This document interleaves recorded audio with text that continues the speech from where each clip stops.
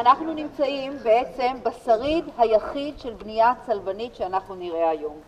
מאחר ואנחנו עוסקים בקרב, אז אנחנו נראה הבוקר שדה אחד, בצהריים שדה שני, ואחר הצהריים שדה שלישי, ונצטרך להבין מה קרה בשדות האלה. המבנה היחיד שהוא צלבני שתראו היום, זו החזית היפה הזאת שאתם רואים לנגד עיניכם. מדובר פה בכנסייה בת המאה ה-12, שיש לה כמה מאפיינים קלאסיים של מבנים צלבנים במאה ה-12. הכנסייה נקראת כנסיית סנטה אנה.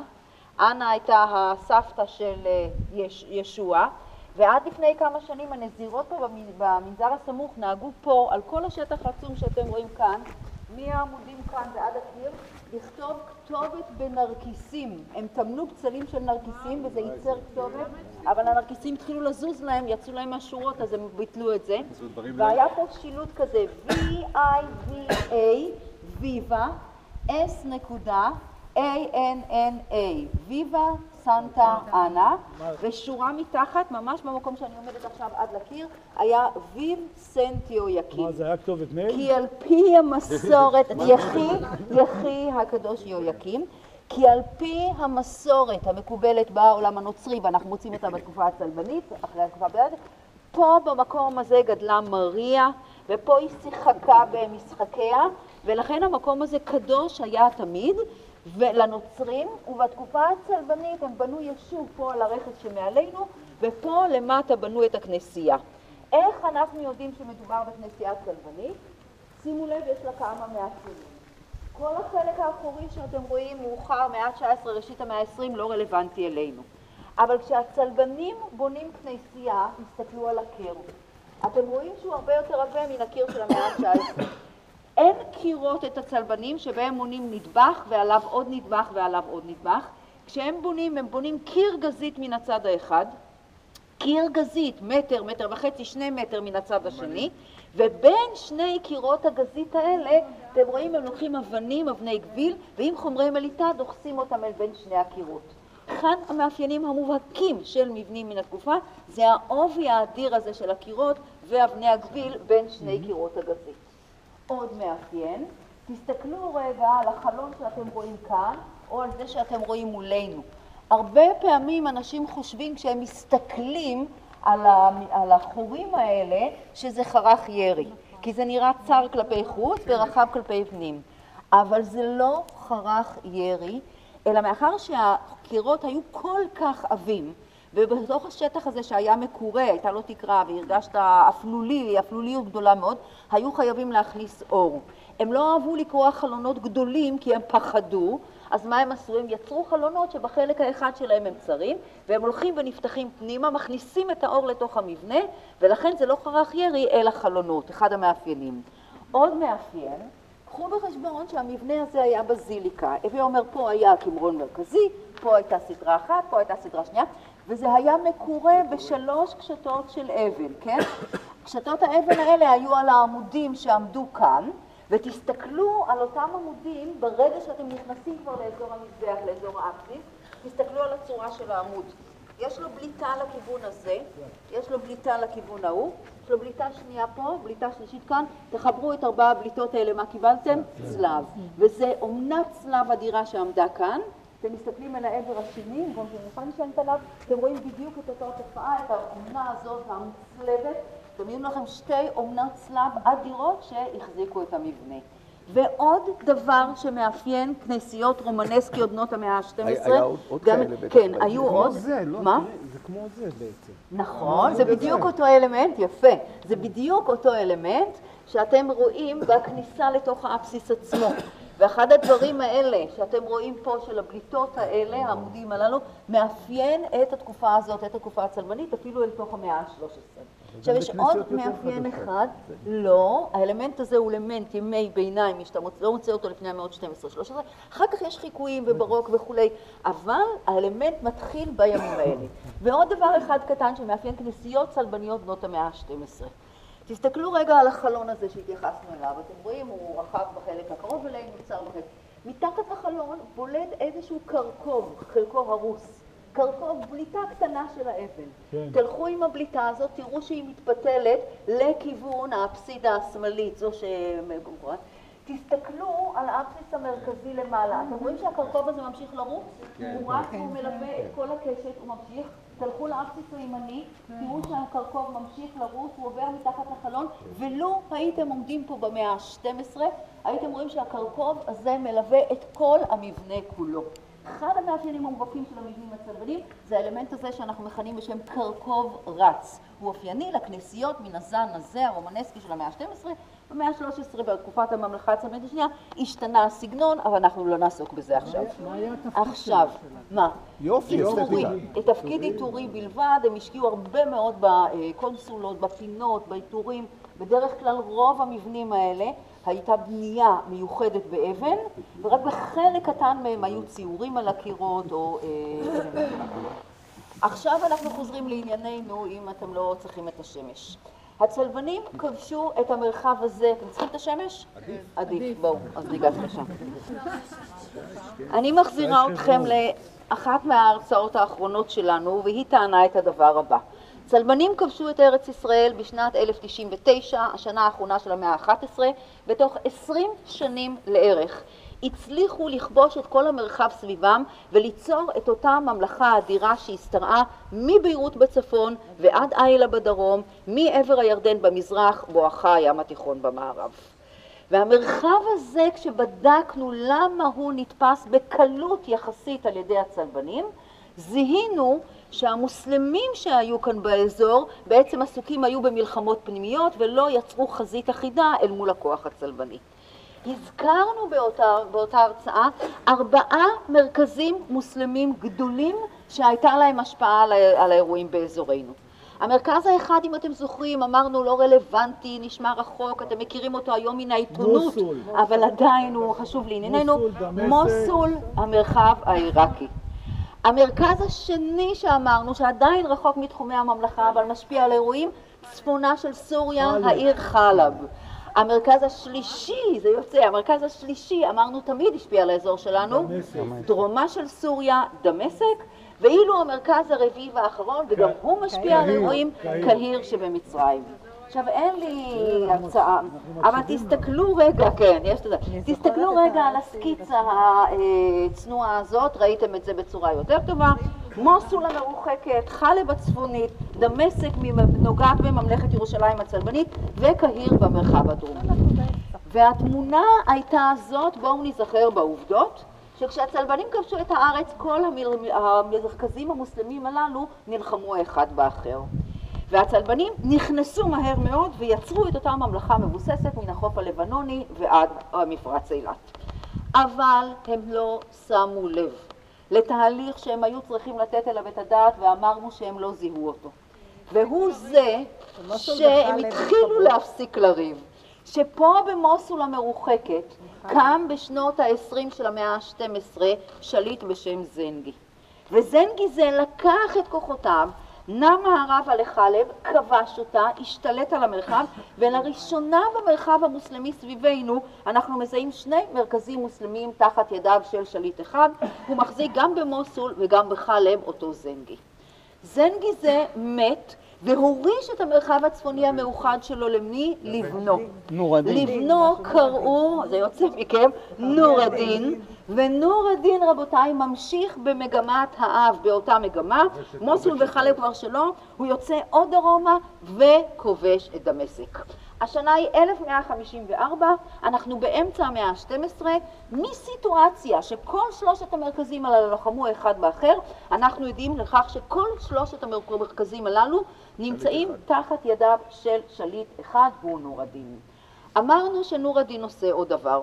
מאחר והוא רוצה לשלוט על המרחב הזה, הוא מעתיק את הבירה שלו, ולאן הוא מעתיק את הבירה שלו? לחלב. ברגע שהוא יושב בחלב נוח לו לנוע למוסול, נוח לו לנוע בדמשק.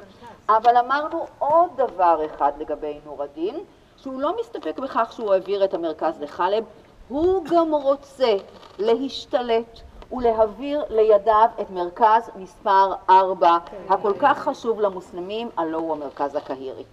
למה הוא לא עושה את זה מיד? מכיוון שהוא מבין שאם הוא יצא מחלב ויעשה את הדרך הארוכה לקהיר, תהיינה מרידות פה במרחב, ולכן הוא רוצה לשלוט מן הצד האחד, להבהיר לכולם שהוא כרגע ייחד את המרחב המוסלמי, אבל יחד מכן הוא חושק במרכז המוסלמי בקהיר. ועל כן מה הוא עושה? הוא יורד לדמשק. לא הוא.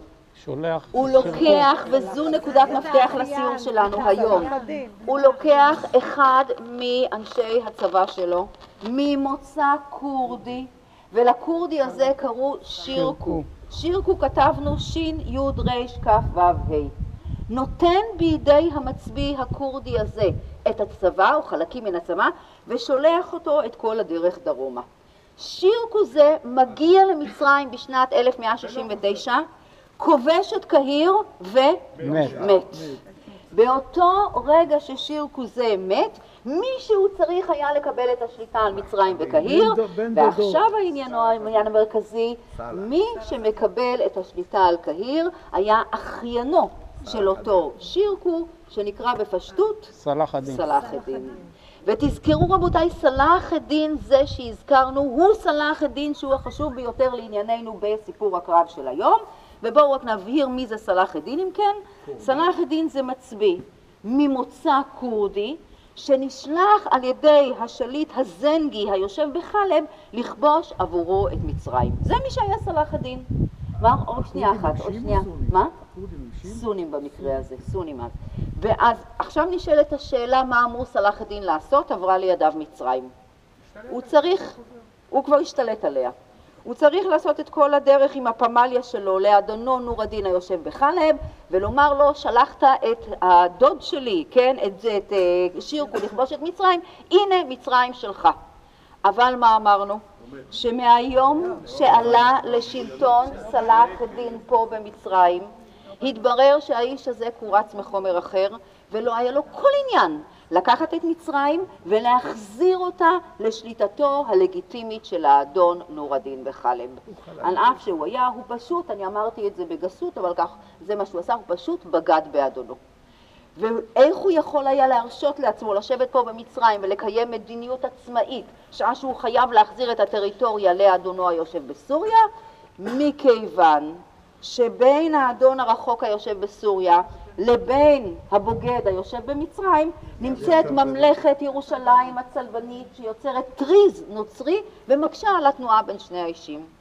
אמרנו גם ששלוש פעמים מהתל סלאח א-דין בנור א-דין. הוא מבטיח לו שהנה הוא מגיע לתת לו את מצרים. פעם אחת הוא מספר לו שהוא לא חש בטוב והוא לא יגיע לפגישה, פעם שנייה הוא מספר לו שהייתה מגפה והוא לא יגיע לפגישה, ופעם שלישית, שימו לב, השנה היא 1174, ואז מגיעה הידיעה, מת נור א-דין. ובאותו רגע שמת נור א-דין, זו הנקודה שחשובה לסיור שלנו היום, מה עושה סלאח א-דין?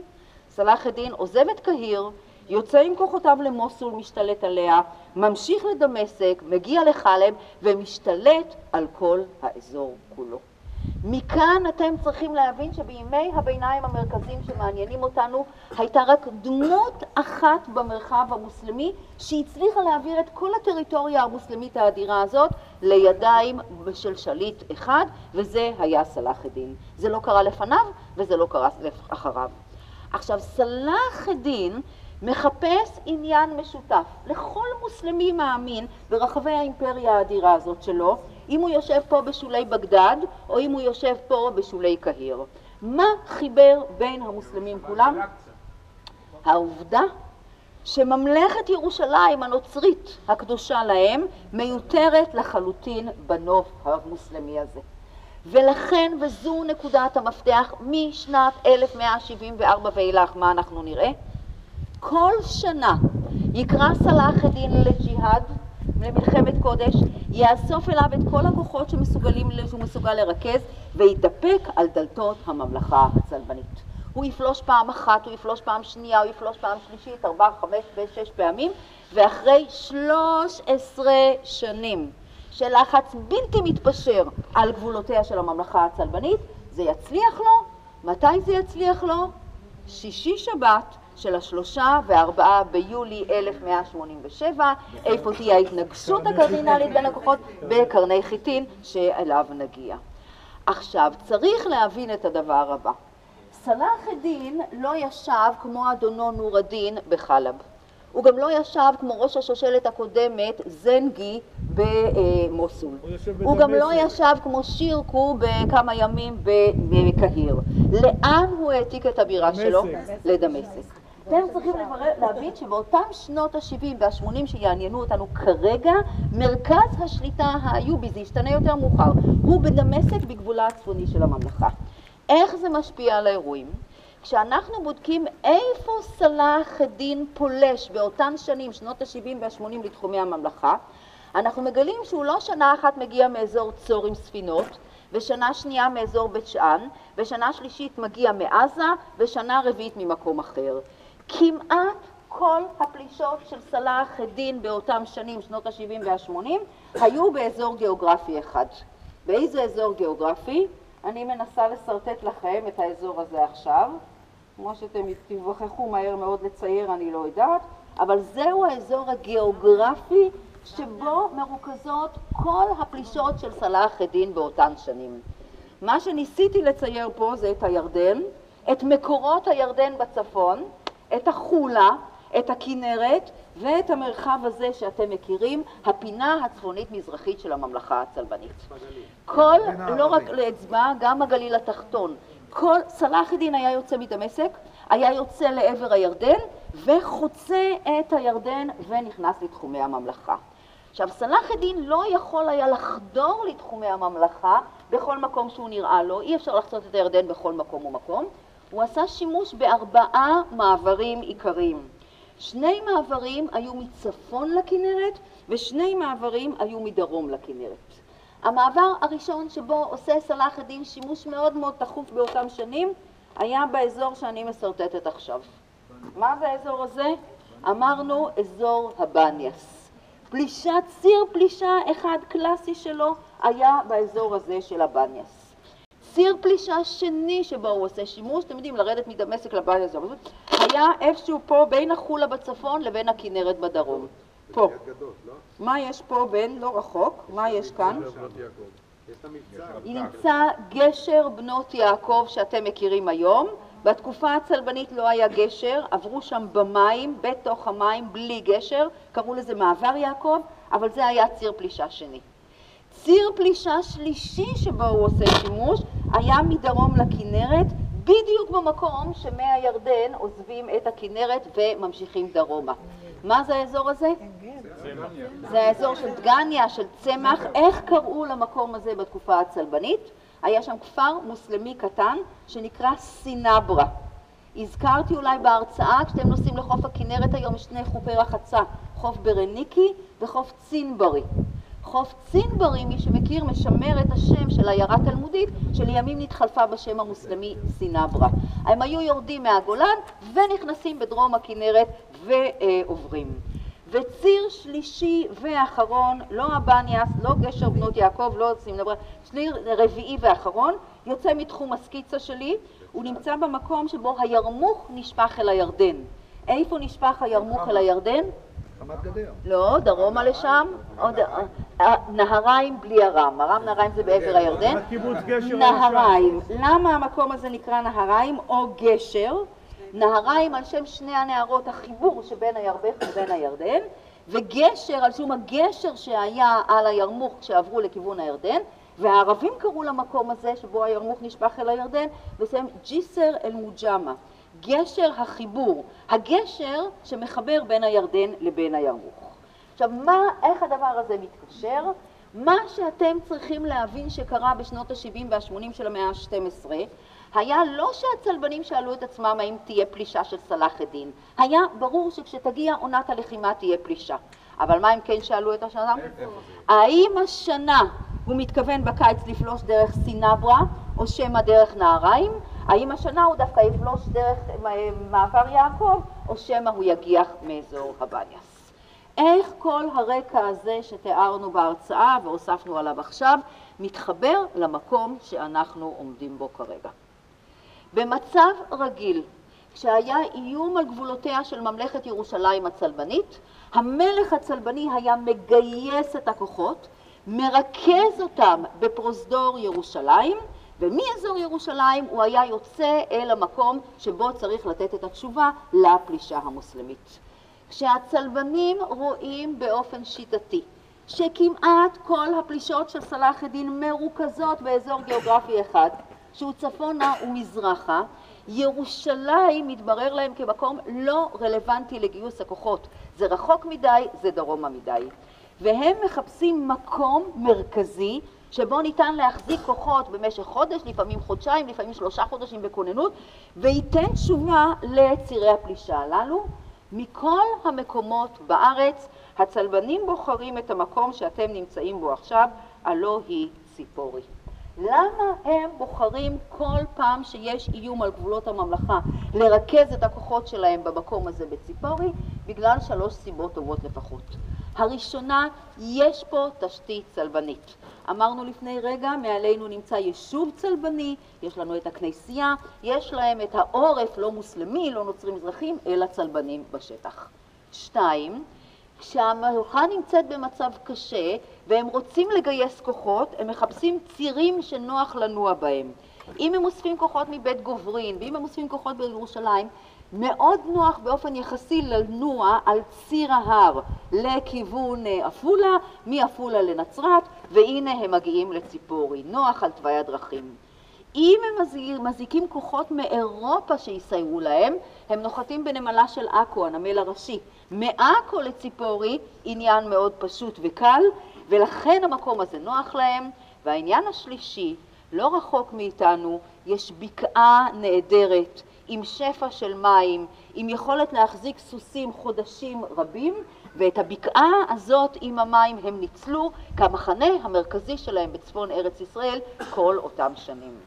לכן כל תיאור שאנחנו ניתן לקרב שהיה בשנות ה-70 וה-80 של המאה ה-12, והייתה שורה ארוכה של קרבות, אנחנו נעסוק בקרב האחרון, קרב קרני חיטין, איפה כל הקרבות מתחילים? פה. יקרא צלאח א-דין את קריאת הג'יהאד שלו, המוני מוסלמים יגיעו לדמשק, ומשם הוא יתחיל לזחול דרומה. צלבנים ישאלו את עצמם, האם הוא יפלוש מבניאס, האם ממעבר יעקב, האם מסינברה, האם מנהריים? מה יעשה המלך הצלבני פה על אדמת ארץ ישראל? יוציא צו גיוס לכל אנשי הממלכה, ואיפה הם יידרשו להגיע? למקום שאנחנו נמצאים עכשיו, אבל לא לכנסייה, כי היא לא יכולה הייתה להכיל אותם, אלא לבקעה שעליה דיברתי. אנחנו חוזרים אל האוטובוס כדי לנסוע לראות את הבקעה ההיא בעלת המים, ששם התרכזו כל פעם הכוחות הצלבנים ערב כל קרב בשנות ה-70 וה-80. עכשיו, הכנסייה נהרסה כבר במהלך המאה ה-13, יש תיאורים שהכנסייה הרוסה, עם הכיבוש הממלוקים. מי שהרס את הכנסיות ברוב ארץ ישראל היה הכיבוש הממלוכי.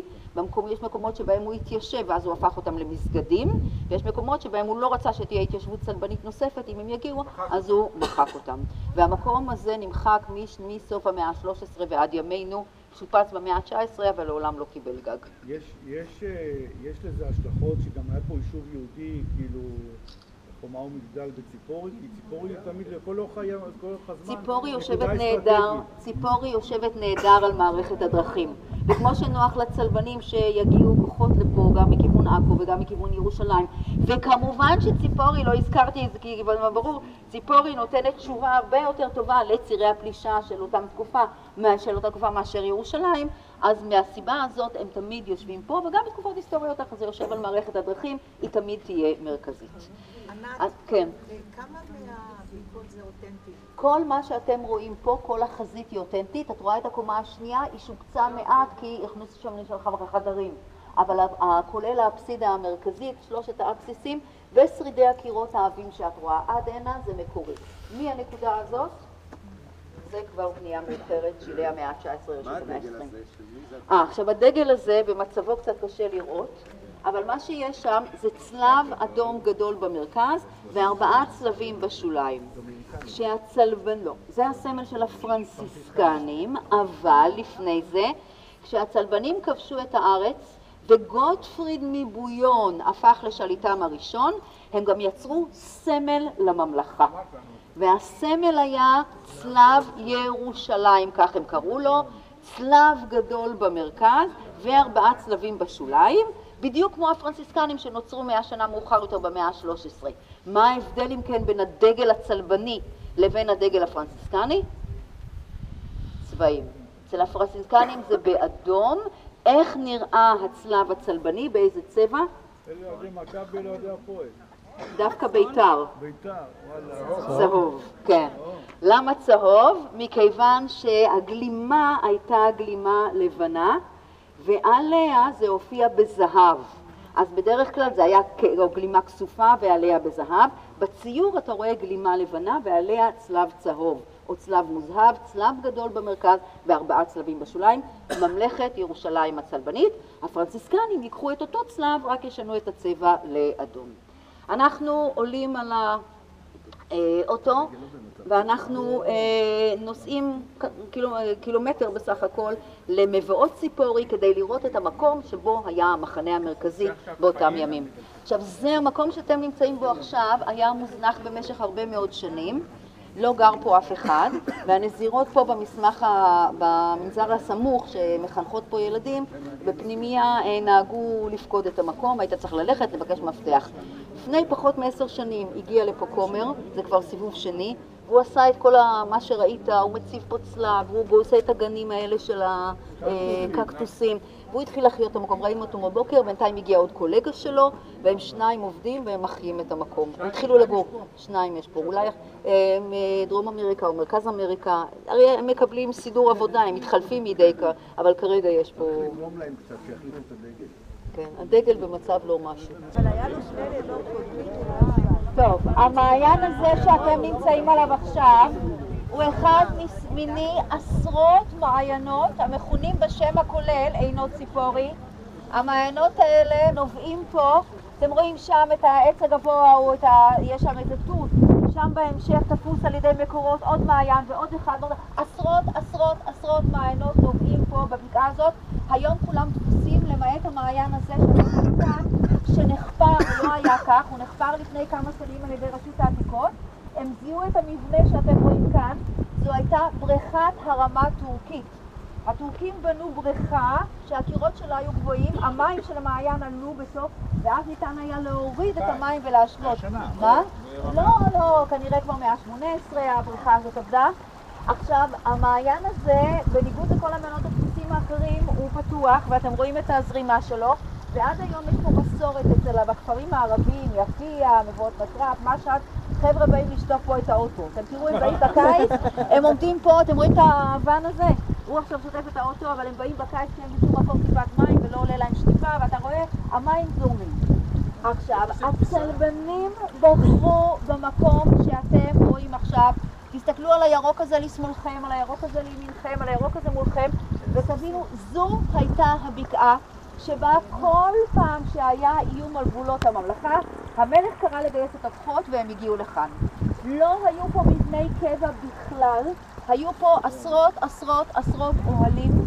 האוהלים הצלבנים מתוארים במקורות, יש לנו אפילו סרטוט שלהם, זה אוהלים לבנים עגולים גדולים. בתוך כל האוהלים האלה שהיו פה כשהם נערכו, היה אוהל אחד שהיה שונה מכולם, והוא היה אוהלו של המלך. המלך תמיד הופיע על הקרב. באיזה צבע היה האוהל של המלך? בבקשה, זה הולך היום טוב, בצבע אדום. וברגע שראית את האוהל של המלך ממוקם, הבנת שהמחנה נכנס לכוננות, שהמלך כבר הגיע, והנקודה. עכשיו, נוסף על נושא המים שאתם רואים פה, והמרחב היפה הזה, ושפע החומר שניתן לבעלי החיים לאכול, הייתה עוד סיבה שבגללה הצלבנים בחרו במקום שאנחנו נמצאים עכשיו כמחנה המרכזי שלהם. תסתכלו, זה אמרנו, כן? אבל מעבר לעניין הזה שהם יושבים לא רק כדי לשבת פה, אלא תסתכלו מה מיוחד בשטח. מולכם אתם מסתכלים, אתם רואים גבעה של ציפורי, לא מאוד גבוהה, אבל גבעה אחת. אתם מסתכלים עוד ימינה, אתם מזהים גבעה נוספת של ציפורי. אתם מסתכלים לאחוריכם, אתם מזהים גבעה שלישית של ציפורי. אתם מסתכלים טיפה הלאה משם מזרחה, אתם רואים את הרי נצרת. הבקעה הזאת היא לא סתם בקעה, היא בקעה סגורה, כן, זה כבר הרי נצרת. זוהי בקעה סגורה לחלוטין שהיא מוקפת על ידי גבעות סביב של ציפורי והרי נצרת שזוגרות לכיוון מזרח. אם הצלבנים יכולים היו להשפיע על שדה הקרב, הם יכולים היו לבחור את שדה הקרב, מבחינתם שדה הקרב האידיאלי להתנגשות עם האויב המוסלמי זה במקום כמו שאנחנו נמצאים בו עכשיו. אומר שטח מישורי נוח, אבל תחום. אם הקרב הוא בעמק יזרעאל, וזה שטח מישורי אינסופי, לצלבנים לא היה כל יתרון. אם הקרב היה בגליל העליון, והרכסים הם כאלה, לצלבנים לא היה כל יתרון, מבחינתם אידיאלי זה שטח כמו שאתם רואים כאן, ולמה? מכיוון שהצבא הצלבני, כשגייסו את כל הכוחות במהלך המאה ה-12, יכול היה להתקרב ל-20,000 איש. אבל מתוך ה-20,000 איש האלה, מי שאמור היה להכריע את הקרב, זה בסך הכל 1,200, ו-1,200 האלה היו הכוח של הפרשים, של האבירים, של הפרשים הכבדים. עכשיו, בשיטות הלחימה של אותם ימים, כדי להבין את זה, אנחנו נעשה משהו ילדותי, אבל הוא יעזור לכם. אני מדגימה לכם, אחד מתוך 1,200 האבירים הצלבנים שמתארגנים פה ערב הקרב לקראת יציאה. בואו נקרא לאביר הזה, אחד מיני 1,200, ריימון מטריפולי. ריימון מטריפולי היה מפקד גזרת גליל, מי שזוכר הזכרנו, הוא עבר מטריפולי שבלבנון, והוא התיישב בטבריה על הכנרת, והוא הפך לנסיך הגליל. אז ריימון מטריפולי היה איש שהכיר את האזור יותר טוב מכל אחד אחר, מפקד גזרת גליל, נאמר, של התקופה. וריימון מטריפולי הזה ידגים לנו עכשיו עוד 1,200 אבירים כמוהו שמתארגנים לקרב. מה זה אומר מתארגנים לקרב? הם עוטים על עצמם את השריון. השריון באותם ימים היה מורכב מכמה וכמה שכבות. הדבר הראשון שקיבל האביר רגע לפני הקרב זה את הדגימה הזאת שאתם רואים כאן, שאין בה שום דבר מיוחד. יש בה רק, שטח בחלק התחתון, יש מין שסע כזה, שכן הוא אמור לעלות על הסוס והוא צריך איזשהו גמישות. או שהוא אמור להשתין מדי פעם. מה שאנחנו יודעים הוא שכשהסרז'נט ניגש אל האביר שלו ומתחיל להכין אותו לקרב ולהלביש בידו, הוא נותן בידו את ההלבשה התחתונה הזאת של האביר הימי ביניימי. מה שנחמד הוא שכשהוא נותן לו את הסמלה התחתונה הזאת, זה נקרא במקורות הצלבנים בשם הפשוט קומבינזון. כל אביר צלבני ערב הקרב מתחיל עם קומבינזון. על גבי הקומבינזון הזה אמור לעלות השריון. עכשיו תבינו, יש רגע לפני שהצלבנים כובשים את הארץ, יש שריון שהוא בנוי מאור, ועל האור תמפורים למאות ואלפים קסקסי מתכת. זה כבר לא היה באופנה בסוף המאה ה-12. וזה עוד לא השריון שאתם מכירים באירופה של המאה ה-14, שזה לוח מתכת ועוד לוח ועוד לוח, שמחברים את הלוחות אחד לשני. השריון שהיה נכון לזמן שאנחנו מדברים עליו, זוהי רשת של חוליות שמחוברות היו האחת לאחרת, ואת כל החוליות האלה הם עטו זו על גבי זו, והלבישו על הראש בצורה שכזאת, וזה נקרא באותם ימים הלסברג, דהיינו מגן צוואר, כי אחת הנקודות הקריטיות ביותר הייתה באזור הזה של הצוואר, ולכן האזור הזה תמיד היה כפול. עכשיו, כדי שהאביר הזה יוכל על גבי הגוף כולו ללבוש רשת ברזלית כזאת, אתם מבינים שברזל על גוף זה לא דבר נעים, אז על גבי הקומבינזון הם הוסיפו שכבת ביניים, קצת מזכירה אפוד בין ימינו. הם קראו לשכבה הזאת בשם גם בזו. בשנים הראשונות זה היה מורכב מאור ובד, אור ובד, אור ובד לחילופין, אבל אז הצלבנים גילו פטנט מעניין. הם זיהו בד שאתם מכירים בשם לבד. לבד. מכירים לבד? זה מדבד כזה שיש לו שערות. עכשיו, מה הם עשו? הם לקחו את הלבד הזה והם הניחו אותו והרטיבו אותו. השערות מעט בלטו, ואז הם הוסיפו עוד שכבה של לבד ועוד שכבה של לבד, וכשהכל היה רטוב היה מישהו נשען לתוך הלבד הזה ומיישר אותו. היה ממש סרז'נט שזה היה התפקיד שלו. ואז כל השכבות האלה התלכדו לכדי שכבה אחת, וזה כמעט ולא היה אוויר. ואז הם לקחו את הגמבזו הזה, עשו שכבות לבד, ועטו על גופם. אי אפשר היה ללבוש את זה על כל הגוף כולו, זה היה על הפלג העליון של הגוף. זה הופיע מתחת למגן הצוואר ההלסברג, והנה יש לנו עכשיו גם שכבת ביניים.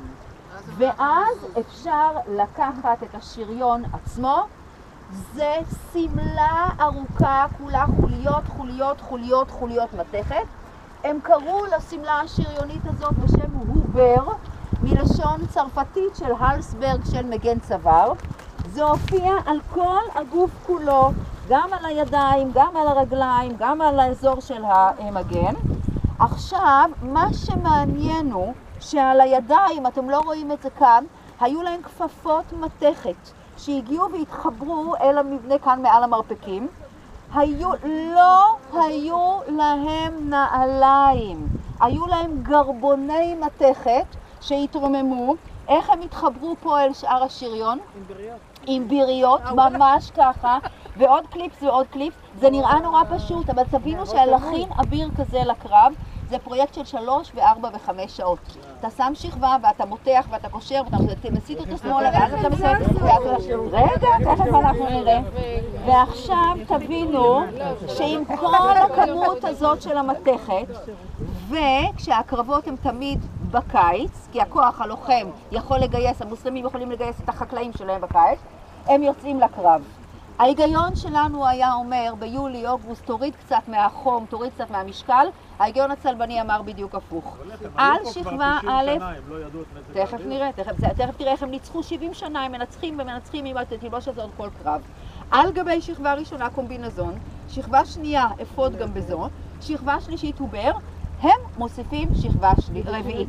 חיתול. והשכבה הרביעית זה חיתול ביניים. זה היה מין מעיל עליון שהיה עשוי בד, שסגר על כל השכבות הקדומות.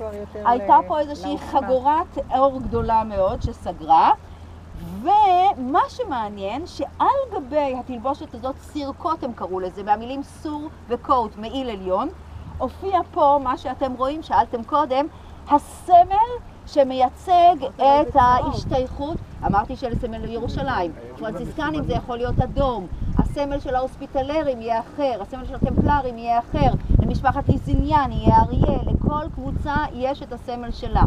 הסמל מופיע פה. עכשיו הסמל מופיע אצל האביר ב3 מקומות. אחד, כמו שאתם רואים פה על החזה בצורה מאוד בולטת.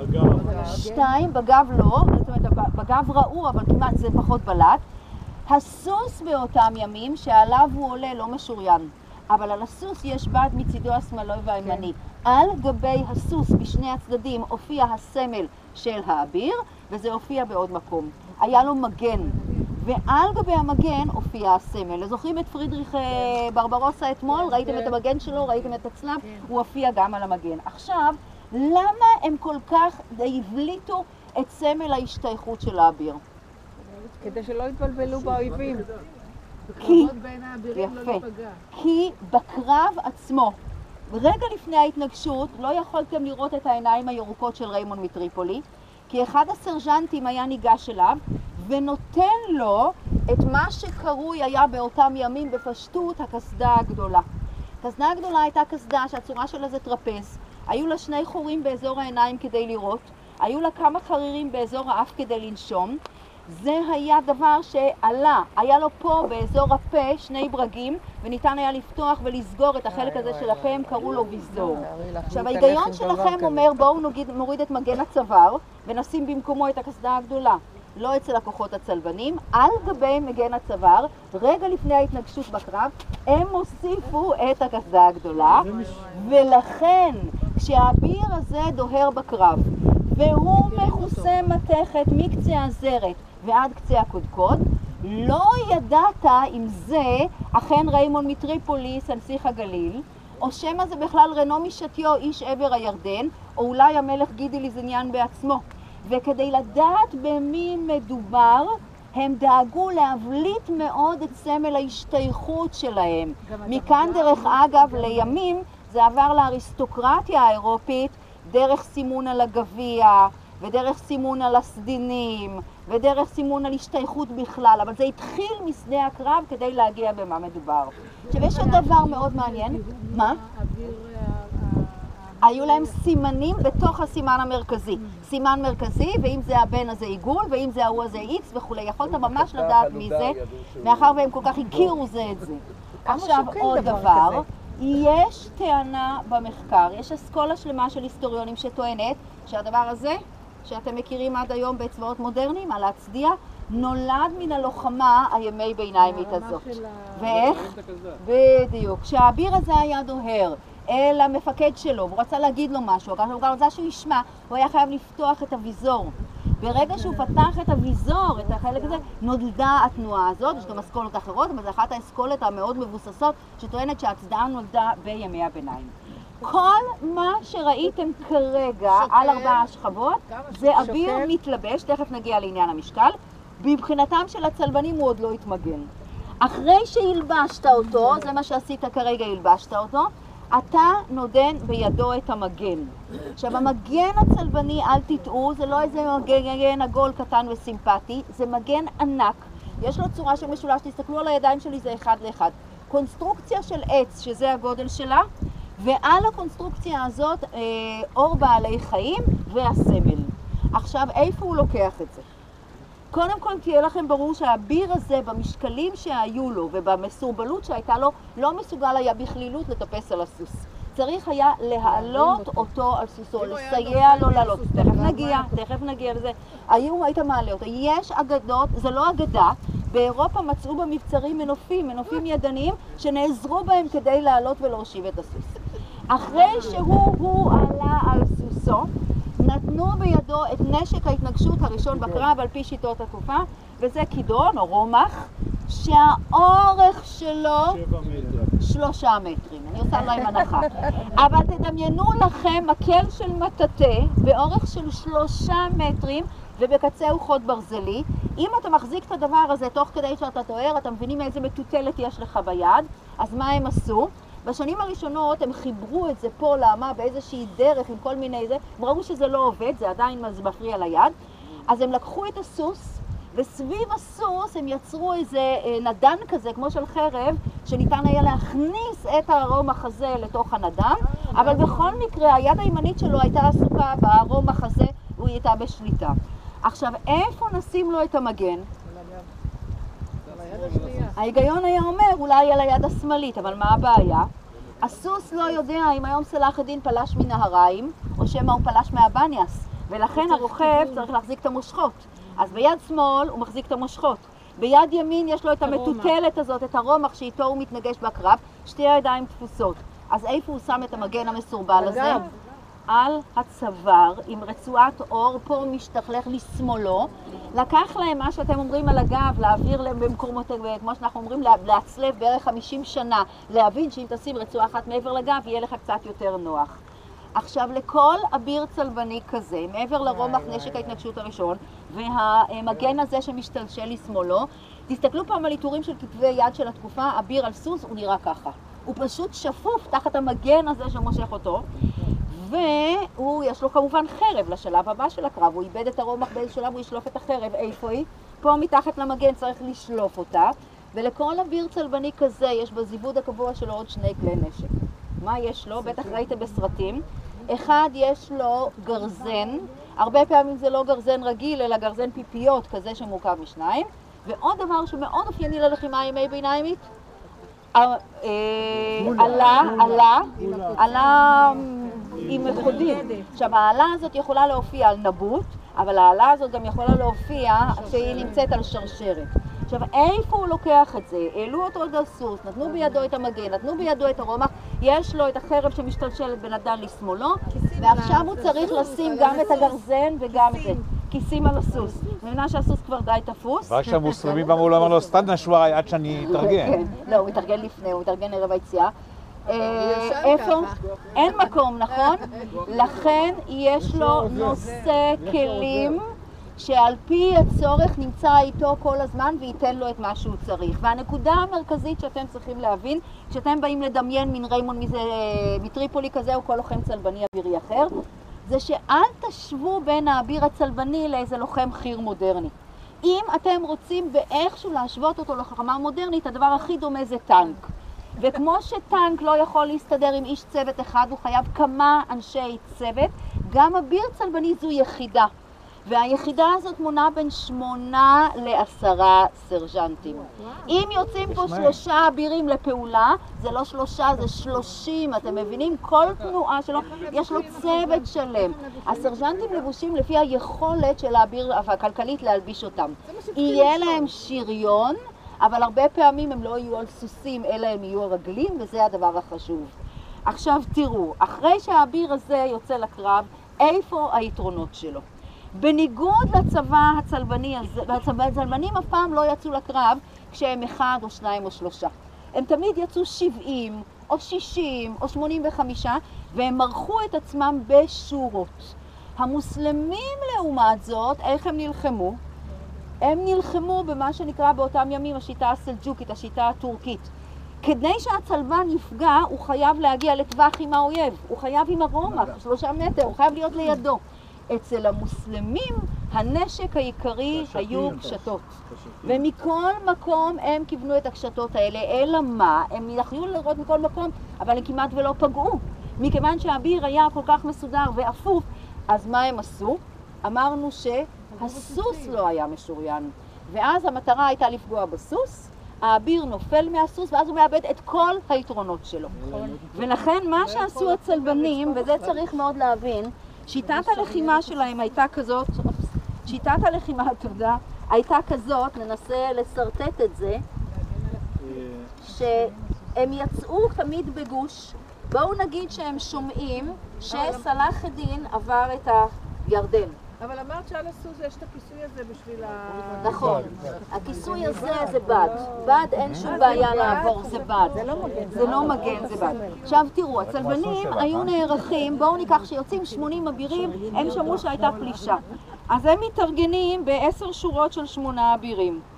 אבל הפחד של הכוח הצלבני שמתחיל לנוע, זה שהמוסלמים, שהם ניידים יותר, ועם סוסות קלות יותר, הם פשוט יבואו ויצלפו בהם פה, ויצלפו בהם פה, ויפגעו להם במאסף, ישגרו אותם. ולכן, איך נע הכוח הצלבני? הוא לוקח, אם יש לנו פה 80 אבירים, 300 סרג'נטים, ושם אותם פה לפני הכוח. בסרת את החום. הוא לוקח עוד 400 סרג'נטים, ושם אותם פה במאסף. הוא לוקח עוד 250 סרג'נטים ומציב אותם פה באגף השמאלי, ועוד 250 סרג'נטים ומציב אותם פה באגף השמאלי. ומה שאתם מבינים זה שכשכוח צלבני יוצא לדרך, הם לא דוהרים, הם על סוסים, אבל מי שמכתיב את הקצב זה בעצם ים הסרג'נטים שמגן עליהם מסביב. כל כמה שעות היו מחליפים את השורות הראשונות של הסרג'נטים לאחור ומוציאים כוחות חדשים. עכשיו, איפה היתרון הצלבני? אם הכוח המוסלמי מגיע מולו, הייתה תרגולת שברגע שהם זיהו שהאויב נמצא, והמפקד של האויב נמצא בכוח, ובדרך כלל המפקדים משני הצדדים אכן יצאו לקרב, הייתה להם תרגולת קבועה, הסרג'נטים היו נעים ימינה, הסרג'נטים היו נעים שמאלה, ובבת אחת תדמיינו לכם את זה, גוש של כל המתכת המסיבית הזאת דוהר אל תוך האויב. לכן בשיטה הזאת לצלבנים לא היה שום יתרון במקום עם טופוגרפיה קשה, כי אתה לא יכול להיערך במבנה הזה.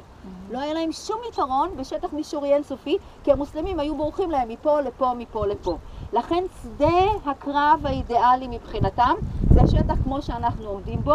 אם הקרבות נפגשים פה, יש להם גם אפשרות לפתוח את הלחימה לשיטתם, והכוח המוסלמי גם לא נעלם להם מכיוון שהשטח הוא שטח תחום. יפה. ולכן המלחמה באותם שנים היא זו שהצלבנים יעשו כל מה שהם יכולים כדי למשוך את המוסלמים למקומות כאלה כדי לפגוש אותם, והמוסלמים יעשו כל מה שהם יכולים כדי לא להיקלע למקומות האלה. ויש היסטוריון בשם סמייל שמספר לנו שהוא ספר 12 מקרים שבהם קרה בתקופה הצלבנית הדבר הבא. כוחות המוסלמים חצו את הירדן ונכנסו לתחומי ממלכת ירושלים. הצלבנים יצאו מולם. שני הכוחות נעו אלה לכיוון אלה, אלה לכיוון אלה. צלבנים הבינו שהם לא רוצים לפתוח את השורות ולתקוף כי השטח לא מתאים להם. המוסלמים לא הצליחו לגרות את הצלבנים לפתוח את הקרב. צלבנים המשיכו קצת, המוסלמים המשיכו קצת, הם הסתובבו וחזרו הביתה ללא שנוצר מגע בין הכוחות. בימיה של הממלכה הצלבנית, 200 שנה, הוא סופר 12 מקרים של צבא מתארגן, יוצא, אבל לא קורה שום דבר כי הם חוזרים, כי זה לא התאים לאף אחד מן הצדדים. אם כך, אנחנו סוגרים פה את הבוקר שלנו בשדה הראשון, השדה של ציפורי. אתם מדמיינים פה 1,200 פרשים ועוד למעלה מ15,000 רגלים, והם רוצים, מתפללים, חולמים שהמוסלמים יגיעו לפה ופה יהיה הקרב. הם יודעים שזה סביר להניח לא יקרה פה, אבל זה הדבר שהם רוצים שיקרה. המוסלמים לעומת זה נראה איך הם מתארגנים ולמה הם יוצאים לקרב אחרי שניסה לנקודה הבאה. אנחנו חוזרים לאוטו ודמיינים, זוכרים בדמיוננו את נקודת הפתיחה הזאת ונוסעים לחורבת מסקנה, לשם התגלגלו אירועי אותו היום, 3 ביולי 1187. ענת, כמה שוקל דבר כזה? עכשיו תראו, לגבי המשקל, עד היום, עם כל החפירות שיש לנו בארץ ועם כל הממצאים שיש לנו, לא נשתמר אפילו שריון צלבני שלם אחד.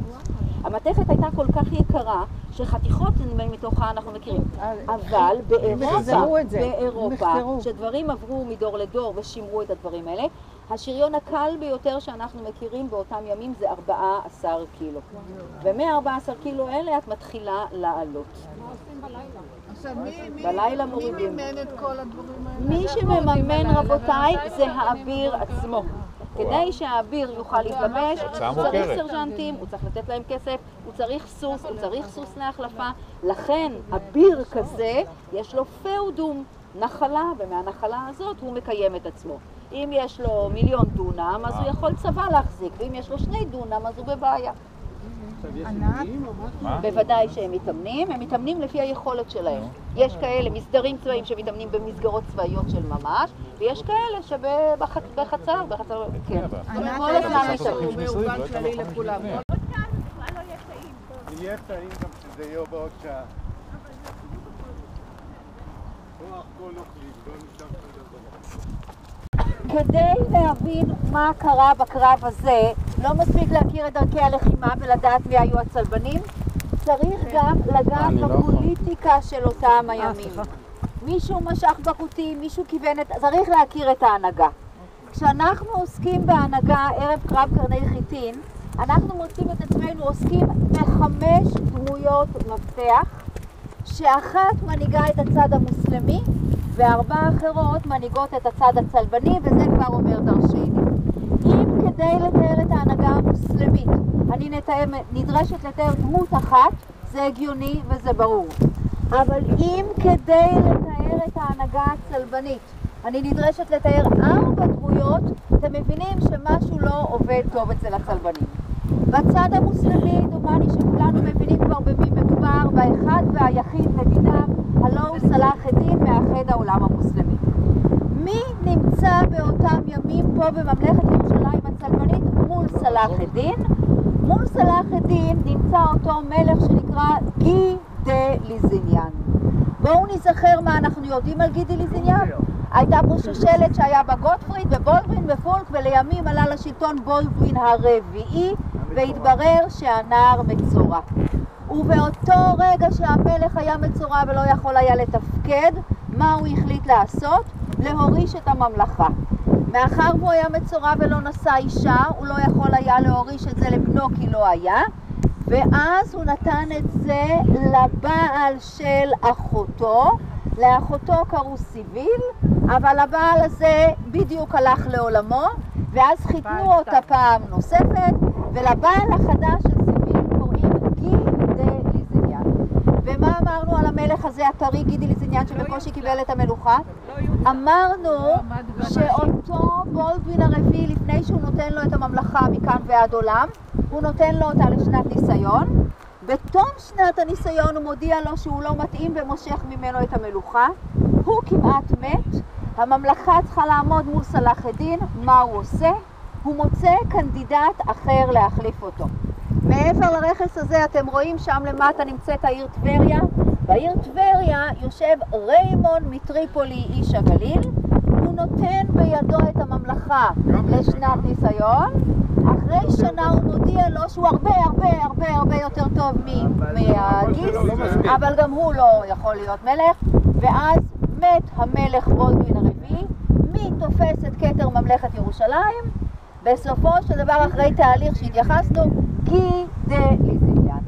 האיש שבולדווין הרביעי רצה יותר מכל שלא יקבל את המלוכה, עומד מול סלאח א-דין. מה אנחנו יודעים על המלך הזה, גי דה ליזיניאן? 2 דברים. אחד, הוא התקשה בקבלת החלטות. כל פעם שעבדה על הפרק שאלה קשה, למלך הייתה שיטה. הוא היה כונס את כל הקונסיליום שלו ומתייעץ איתם, אבל כשהוא צריך היה לקבל את ההחלטה, הוא לא קיבל אותה. ושתיים, מקורות בני התקופה אמרו שבגלל שהוא בקושי קיבל את הכתר, הוא הבטיח לטמפלרים הבטחות, הוא הבטיח למשפחת איבלין הבטחות, הוא הבטיח לאלה ואלה, כשהוא עלה לשלטון לא ראית שהמלך מוביל את הממלכה, אלא מי הוליך אותה? כל הגורמים שהעלו אותו לשלטון שיחקו איתו. לכן מה שאתם צריכים להבין שמול סלאח א-דין הכל יכול מאחד העולם המוסלמי, נמצא אחד המלכים החלשים ביותר בארץ ישראל, הלא הוא גידלי זניאן. ברגע שהמלך חלש, רבותיי, מספר 2 שלו הופך להיות הרבה יותר חזק מאשר באופן יחסי. מי היה איש מספר 2 בהנהגה הצלבנית באותם שנים? מי שהחזיק את השטח הגדול ביותר בארץ, הלא הוא נסיך הגליל. קוראים לו ריימון מטריפולי, הוא חי פה בטבריה. מה אנחנו יודעים על איש מספר 2 בהנהגה הצלבנית? שביום שהמליכו את גידלי זניאן למלך בירושלים, קם האיש הזה, ריימון מטריפולי, והודיע לו, אתה לא מלך בשבילי, אני לא מחדש את שבועת הנאמונים הווסלית, הוא לא הופיע בירושלים, הוא ישב פה בטבריה והתחיל לנהל מדינה עצמאית, מדיניות משלו. בעברית בצורה בוטה ביותר, אני אומר, הוא פשוט לא שר למרות. המספר 2 בוגד במלך שלו עצמו, וזה מביא אותנו לאיש מספר 3 בהנהגה הצלבנית. הוא הטריטוריה החשובה ביותר בארץ אחרי הגליל בידיים פרטיות. מה היה השטח החשוב ביותר בארץ אחרי הגליל? עבר הירדן, עכו של המלך, החוף, עבר הירדן. מה היה כל כך חשוב באותם ימים בעבר הירדן, שזה הפך לשטח השני בחשיבותו אחרי הגליל? המוסלמים שהלכו שם בדרך אחת ממכה לכיוון דמשק, לכיוון מוסול, הם עלו וירדו כל הזמן, והצלבנים לקחו מהם מיסים. האיש שנמצא בראש עבר הירדן, נסיך עבר הירדן, נקרא רנו משתיו, הוא איש מספר 3 בהנהגה הצלבנית. אנחנו חייבים להכיר את האיש הזה, כי הוא זה שבגללו מתחיל קרב קרני חיטים. איפה הוא ישב? האיש הזה, הוא ישב בעיר קרק, שנמצאת מזרחית לים המלח, ממש ליד הלשון, שם הזכרנו את זה נדמה לי בארצות, הוא ישב בקרק, זו הייתה בירתו. עכשיו, רנו משתיו זה היה מאנשי מסע הצלב השני.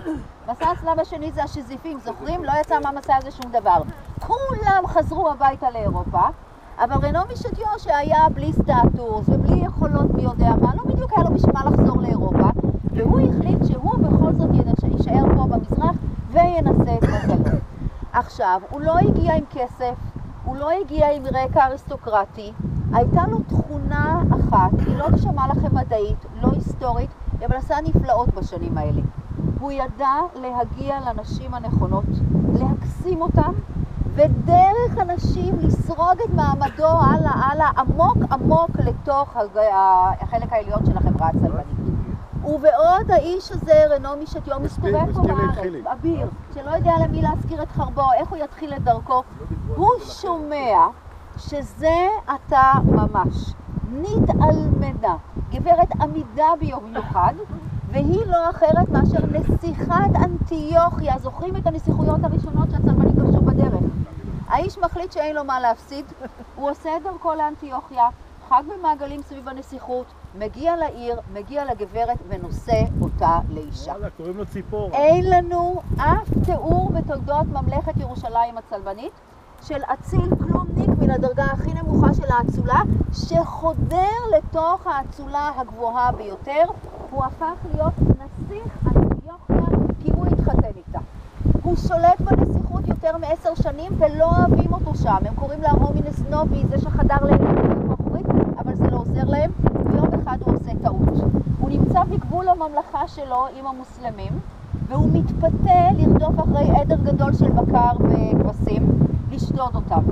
הוא נופל בשבי של הרועים, ואז פתאום הם מגלים שהשבוי הצלבני שלהם זה לא איזה צלבן שבטעות עבר את הגבול, אלא זה שווה הון תועפות, זה נסיך אנטיוכיה.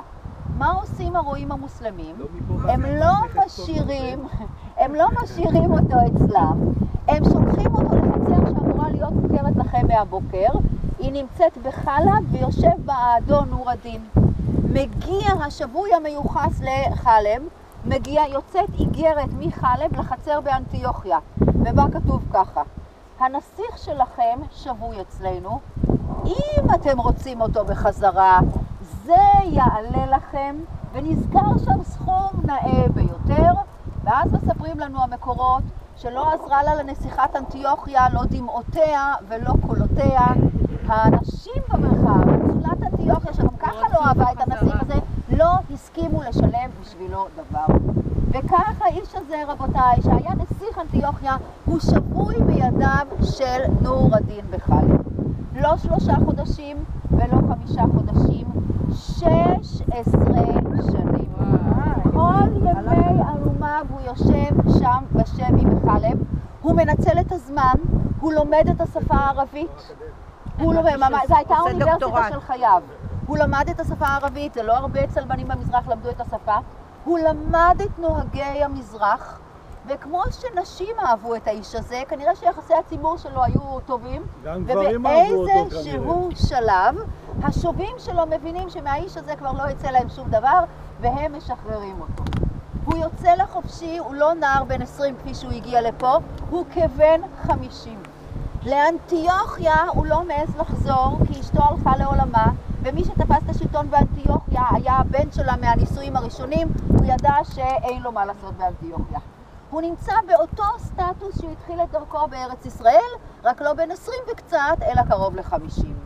ואז אתם לא תאמינו לי, בדיוק בסיטואציה הזאת שהוא לא, אין לו מושג מה הוא עושה, הוא שומע שזה אתה ממש נתעלמנה, גברת עמידה במיוחד, אני מחייכת אבל זה ככה היה, והיא לא אחרת מאשר נסיכת עבר הירדן היושבת בעיר קרת ממזרח לים המלח. וכמה שזה נשמע לכם לא מדעי ולא היסטורי, המקורות מלמדים אותנו שכינו לא שר, ועל אף הגיל המופלג שהוא נמצא בו, הוא מחליט שאין מה להפסיד, הוא עושה את הדרך לעבר הירדן, מגיע לעיר קרק, חג במעגלים סביב העיר, סביב הארמון, ונושא את הגברת לאישה. אמרתי לכם קודם שאין אף אחד בממלכת ירושלים צלבנית שעשה את המסלול הזה, הוא עושה את התרגיל הזה פעמיים. אבל מה יודע רנו משתיו? הוא יודע שהחיים קצרים והכל נזיל, ומעניין אותו רק דבר אחד, להרוויח כסף והרבה מן הנסיכות שעברה לידיו עכשיו בעבר הירדן. איך הוא ירוויח כסף מאותו מרחב שנמצא בעבר הירדן? אמרנו ששם עוברות השיירות. עכשיו, יש תחנה שהוא לוקח כסף בקרק, יש תחנה שהוא לוקח כסף בשובק. הוא בודק כמה נכנס לו, זה לא מספיק לו. מה הוא עושה? הוא בונה 3 תחנות נוספות, בהורמוז, בתפילה, בסלע. הוא סובר בסוף השנה כמה נכנס לו, כי הגדלת את התחנות, הרווחת יותר, זה לא מספיק לו. אז מה הוא עושה? זוכרים שהוא יודע את השפה הערבית. הוא קוראת ברית עם השבטים הנוודים המוסלמים בתחומי הנחלה שלו, והם הופכים גששים עבורו.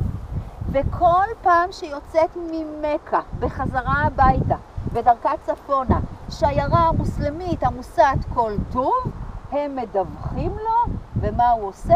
ביחד איתם שודד את השיירה. ואומר, האיש הזה, רנו משתיו, נסיך עבר הירדן, בצד האחד לוקח מיסים באופן לגיטימי, בצד השני עושה השלמת הכנסה דרך שוד של שיירות. ויום בהיר אחד האיש עושה דבר מדהים. הוא עושה הזמנה מאוד גדולה לעץ באירופה, העץ מגיע, הוא מורה להוריד את העץ ביחד עם כמה נגרים לאיילה. איילה זה מפרץ אילת, זה עקבה. והוא נותן הנחיה לנגרים האלה לבנות לו ספינות. הם בונים לו צי קטן של ספינות, 5 ספינות. הוא עולה על הספינות האלה ומתחיל לשוט בים סוף דרומה. פעם הוא שודד נמל מוסלמי בגדה המזרחית של ים סוף, פעם הוא שודד נמל מוסלמי בגדה המערבית של ים סוף, פיראט צלבני בים האדום.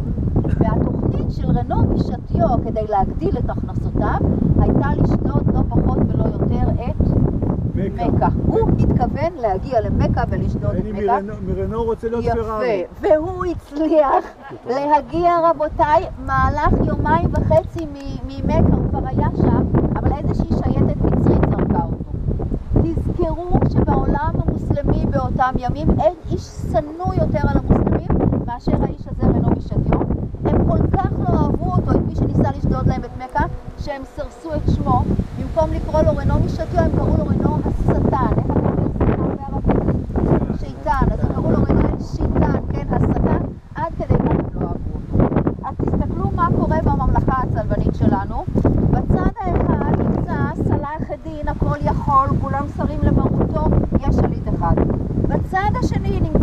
ליזיניאן, שהוא מלך חלש, ולא כולם מקבלים את מרותו. מספר 2 שלו, ריימון מטריפולי, נסיך הגליל, עסוק פה בפוליטיקה מקומית בגליל. ומספר 3, רנו משתיו מעבר הירדן, בענייני השיירות ועסקי פנים, לא ממש בענייני הממלכה. והדמות הרביעית והאחרונה שאנחנו צריכים להכיר כדי להבין מה קרה בשדה שמעלינו, זה המיליטנט של התקופה, הדמות הצבאית ביותר מכולם. בצבא הצלבני היו 2 יחידות עילית, האחת נקראה טמפלרים, השנייה נקראה הוספיטלרים. בראש הטמפלרים עמד באותם ימים מפקד שנקרא ז'ראר דה ריטפור, והמפקד הזה כל פעם שצבא צלבני התקרב לצבא מוסלמי ולא היה ברור אם כדאי לפתוח את השורות, כדאי לתקוף, לא כדאי לתקוף, באופן סיסטמטי כשאנחנו מנתחים מה עושה ז'ראר דה ריטפור, הוא תמיד קורא לפתוח את השורות ולתקוף. הכבוד הצלבני מחייב לתקוף בכל מקום. ורק 3 חודשים לפני קרב קרני חיטין, במקום שהיינו בו לפני שעה קלה, למרגלות הר יונה ליד משהד, הוא הפסיד 30 אבירים, בקרב שכנראה בכלל לא היה מחויב במציאות, אבל הוא הבין שצריך להילחם. לכן רבותיי, זו התמונה שאתם צריכים להבין בהנהגה הצלבנית. לא שליט אחד כל יכול כמו סלאח א-דין, מלך גידי ליזיניאן חלש, מספר 2 שלו, נסיך הגליל ריימון מטריפולי בטבריה, עושה מה שהוא רוצה. מספר 3, רנו משתיו בעבר הירדן, עסוק בביזה של שיירות. ועל אוזנו של המלך גידי ליזיניאן יושב לו על האוזן ונושב בה ז'ראר דה ריטפור, המגיסטר של הטמפלרים, שקורא לו לצאת לקרב, לצאת לקרב, לצאת לקרב. עם החבורה הזאת בדמיונכם, אתם עולים פה כדי שנוכל לראות את חורבת מסקה מעלינו ולראות מה בדיוק קרה פה בשדה הזה. לכם, מה כל כך משנה אם אנחנו עומדים בנקודה ההיא או עומדים בנקודה הזאת? הרי את הקרב לא נראה. ההבדל הוא באבנים האלה. תסתכלו רגע על האבנים ותראו שפה יש שורת אבנים שונה מכל האבנים שאני הולכת עליה כרגע. ובסדרת מאוד מאוד ברור. אתם רואים פה שברגע שאני עוזבת אותה, אני שדורכת על שורת אבנים נוספת, וכשאני הולכת פה, יש לי עוד שורה כזאת של אבנים. מה שאתם רואים פה זה שריד של כביש רומי סלול. מה שאתם רואים פה זה כביש רומי סלול. הלכתם לפני רגע דרך לבנוונה, רשות העתיקות פתחה את הקטע הזה, בדקה בדיוק את הדרך, איך היא בנויה, הגיעה למסקנה שהרמו פה מעט אבנים, ואז יצרו את הדרך הזאת, ועליה את האבנים. חלק מהאבנים היו עוד מפלס עליון שנשדד. מה שאתם רואים פה זה כביש רומי סלול שחיבר בין ציפורי, שבאנו היינו עכשיו, לבין טבריה שנמצאת פה למרגלותינו. האמת היא שהדרך הזאת היא יותר משמעותית כי היא התחילה בעכו, מעכו המשיכה לציפורי, מציפורי לטבריה ומטבריה היא עברה לעבר הירדן. עכשיו, הדרך הזאת שאתם רואים פה, אם תסתכלו רגע לשדה, תראו שעל אף שאת השדה הזה חורשים מאוד מאוד בשונים, בדיוק במקום שאנחנו עומדים עכשיו, רואים 2, 3, 7, 8, 10, 10 אבנים, אתם רואים אותם בקו הזה, ורואים שורה של אבנים בצד הזה. מה אתם רואים? אתם רואים דרך שפונה צפונה ומתפצלת מהציר הראשי. לאן הדרך הזאת פונה? אתם רואים מעלינו גבעה? הגבעה זרועה באבנים. אם הייתם עולים עליה, הייתם רואים שרידי גיטות, מערכות של קברים. זאת חורבת מסקנה. פה היה יישוב, והדרך יצאה מהמקום שאנחנו עומדים למרגלות מסקנה והמשיכה ישר. לצערי אני לא יכולה להראות לכם כי פה עשו מחנה של חטיבת גולני, ואז קלקלו במרכאות את מה שהיה. היה גם ציר שיצא דרומה, רואים אותו עדיין בתצלומי אוויר. זאת אומרת שהמקום שאתם עומדים בו עכשיו זה לא סתם מקום, זה צומת דרכים מרכזי שחתכה בין כביש שחיבר ממערב למזרח לבין כביש שחיבר צפון דרום, שהמרכזיות של הצומת הזה זה כמו צומת גולני של היום, ומי שמכיר את הגליל יודע כמה צומת גולני זה מקום מרכזי. עכשיו, הצומת הזה נקרא בפי האנשים צומת מסקנה. ולמה צומת מסקנה? כי היישוב שלידו היה הצומת, זה היישוב מסקנה. והצומת הזה נמצא בשדה שאתם נמצאים בו כרגע, שמצוי בין 2 יישובים. בצד האחד נמצא היישוב הזה שאתם רואים פה את שרידה ודלים, שנקרא מסקנה, ובצד השני, תסתכלו, אתם רואים שם את הגבעה הזאת ועליה העצים בחלק העליון? זה מה שאנחנו מכירים היום כיער לוי, ופה היה יישוב שנקרא לוביה. והדרך הזאת והציר הזה והצומת המרכזי אמר בין שני היישובים, האחד מסקנה מפה והשני לוביה משם. עכשיו, מה זה לוביה? המרק המצרי. יש לוביה מרק ולוביה פקידנית, הכל טוב ויפה, אין שום קשר בין השם לוביה של הכפר שאתם רואים פה ללוביה הזאת שאתם אוכלים. מה זה? לוביה זה גם לא לוב. זה כן מתחבר למה שרמזתי לכם קודם. פה מי שאתם רואים את היישוב הזה פה שנמצא, זה קיבוץ לוי ויער לוי, ויער לוי וקיבוץ לוי לקוחים מאותו עניין שאנחנו מכירים כלוביה. אז מה הקשר? לוי זה אריה, אבל זה לא שייך לפה. הסיפור הוא כזה, רבותיי. רגע אחד אני לוקחת אתכם מלפני התקופה הצלבנית. אנחנו בתקופה הרומית. פה בציפורי שהיינו בבוקר יושבת אוכלוסייה יהודית מאוד גדולה, זה יישוב מאוד מפותח. בטבריה מעבר לרכס הזה יושבת אוכלוסייה יהודית. ועל הציר הזה שאתם מבינים שהוא ציר רומי, יש הרבה מאוד תנועה של יהודים. יהודים לא עוצרים בכל מקום, ובעיקר לא אוכלים בכל מקום. יהודי נבון שעונה לשם לוי, מכירים אדון לוי? למד וו יוד, מחליט, אפרופו עצרתם היום, שבאמצע הדרך בין ציפורי לבין טבריה הוא מקים הפונדקה דלוי. ופה באמצע הדרך הוא מקים. עכשיו הפונדק הזה של לוי שקם פה, בחלק מהגרסאות של התלמוד הבבלי מופיע למד וו יוד, אבל בגרסאות אחרות של תלמודיות הוא מופיע למד בית יוד. למד בית יוד נתן לנו לוי, למד בית יוד נתן לנו לוביה, ורק כדי לסבר את האוזן אני מצטטת לכם משהו תלמודי שאומר דבר כזה: יצא האחד מציפורי והאחר מטבריה, ופגעו זה בזה בהדה מסקנה הפונדקה דלוי. יותר יפה מזה זה לא יכול להיות, זה יוצא מפה, זה יוצא מפה. איפה הם נפגשו? בפונדק של לוי בצומת מסקנה, כן? ממש. עכשיו, הם עסקו שם ב-STP. עכשיו מכאן אתם מבינים שהמקום שאתם עומדים בו כרגע, מכאן אתם מבינים שהמקום שאתם עומדים בו כרגע זה לא שדה סתם, אלא צומת דרכים מרכזי, צפון דרום ומזרח מערב. עכשיו, איך כל הסיפור הזה מתחבר לסיפור שאנחנו מכירים, והוא הסיפור הצלבני. באמצע שנות ה-80 של המאה ה-12, בשנת 1185, מגיעה הממלכה הצלבנית בארץ ישראל לאפיסת כוחות מוחלטת. כל שנה הם אוספים את הצבא, כל שנה הם יוצאים לגבול, כל שנה הם בכוננות, נגמר הכסף, נגמרה היכולת, הצלבנים גמורים. 13 שנים. למזלם, כל הזמן לחץ, זה עוד לא 13, אבל אנחנו מתקדמים, זה 11. למזלם של הצלבנים, באותה שנה 1185 קרה דבר חריג. לסלאח א-דין הכל יכול הייתה מרידה במוסול.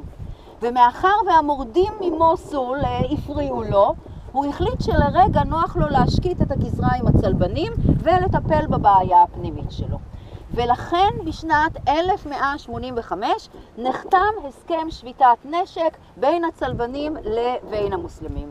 בהסכם שביתת הנשק הזה נאמר שסלאח א-דין מתחייב לא לפלוש לתחומי הממלכה הצלבנית, והצלבנים מתחייבים לא לבנות מבצרים ליד הגבול ולא להזיז כוחות גדולים מדי באזור הגבול.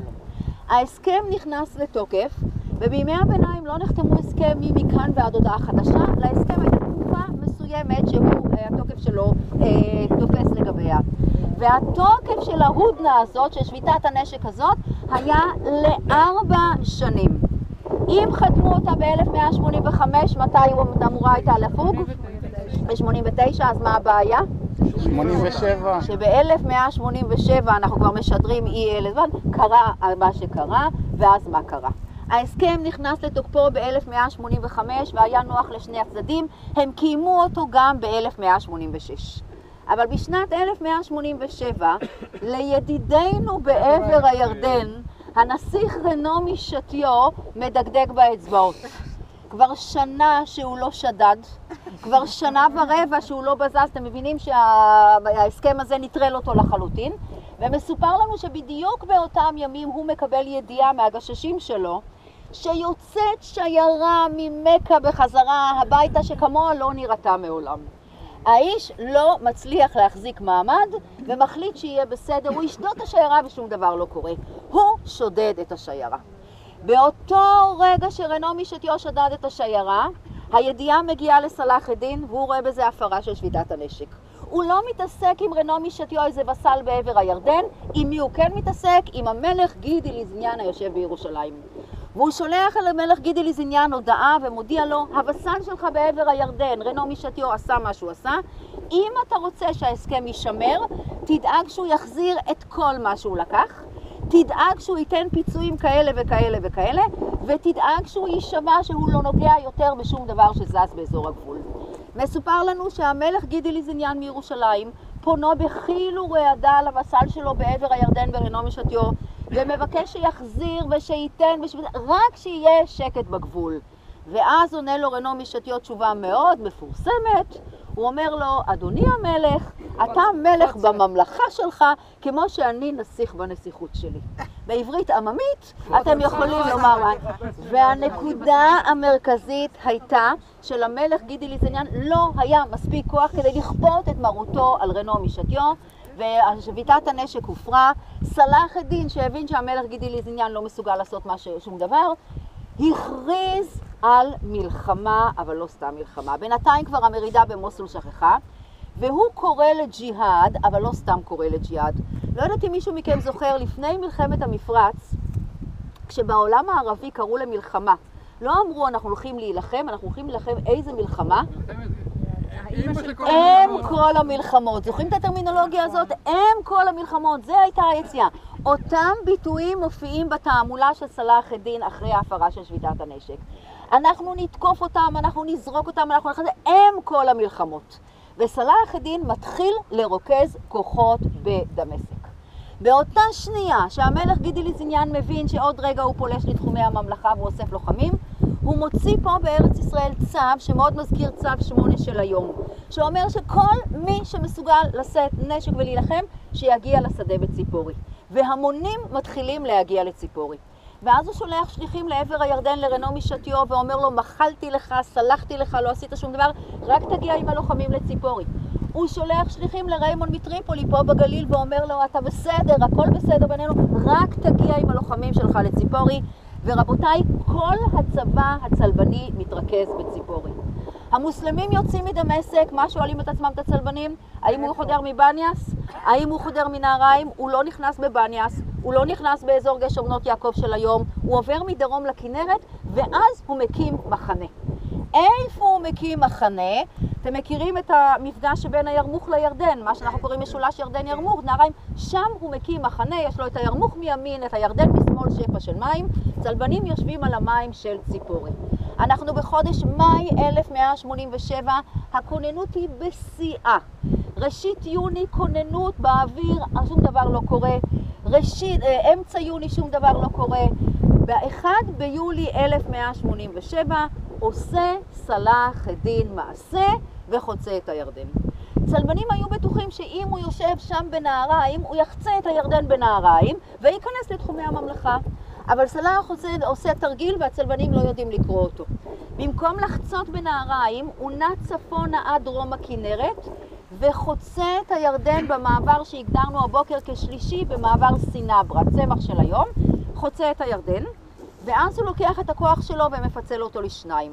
חצי מהכוח, חלק הארי, אפילו יותר מהחצי, הוא שולח לכיוון הצלבני בציפורי.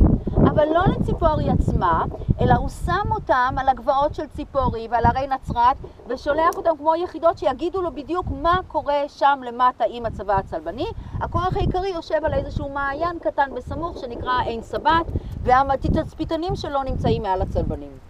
אבל את החלק השני של הצבא הוא שולח לעבר העיר טבריה, ופוקד עליהם, טבריה יושבת פה על מי הכנרת, מעל זה מתרומם הרכס שבחלק העליון שלו זה פוריה, ונותן הנחיה ללוחמים לעלות על הרכס שמעל העיר טבריה. וכך עובר לו יום רביעי בשבוע, 1 ביולי 1187. ביום חמישי בבוקר, 2 ביולי 1187, פוקחת את עיניה בארמונה אשר בטבריה, אשתו של ריימון מטריפולי, נסיכת הגליל. לגברת הזאת שיושבת שם בארמון בטבריה על מי הכנרת, קוראים במקורות הלטיניים אשיבה, במקורות הצרפתיים היא נקראת ג'נבייב.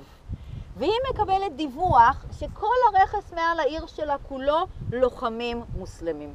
מה היא מבינה? שזה עניין של שעות. הם גולשים מן ההר, עוברים את החפיר, פוצעים את החומה, נכנסים, ואין טבריה, ואין ארמון, ואין נסיכה. למה? כי איפה כל הלוחמים? כולם נמצאים עם הבעל בציפורי, אין שם אף לוחם נורמלי.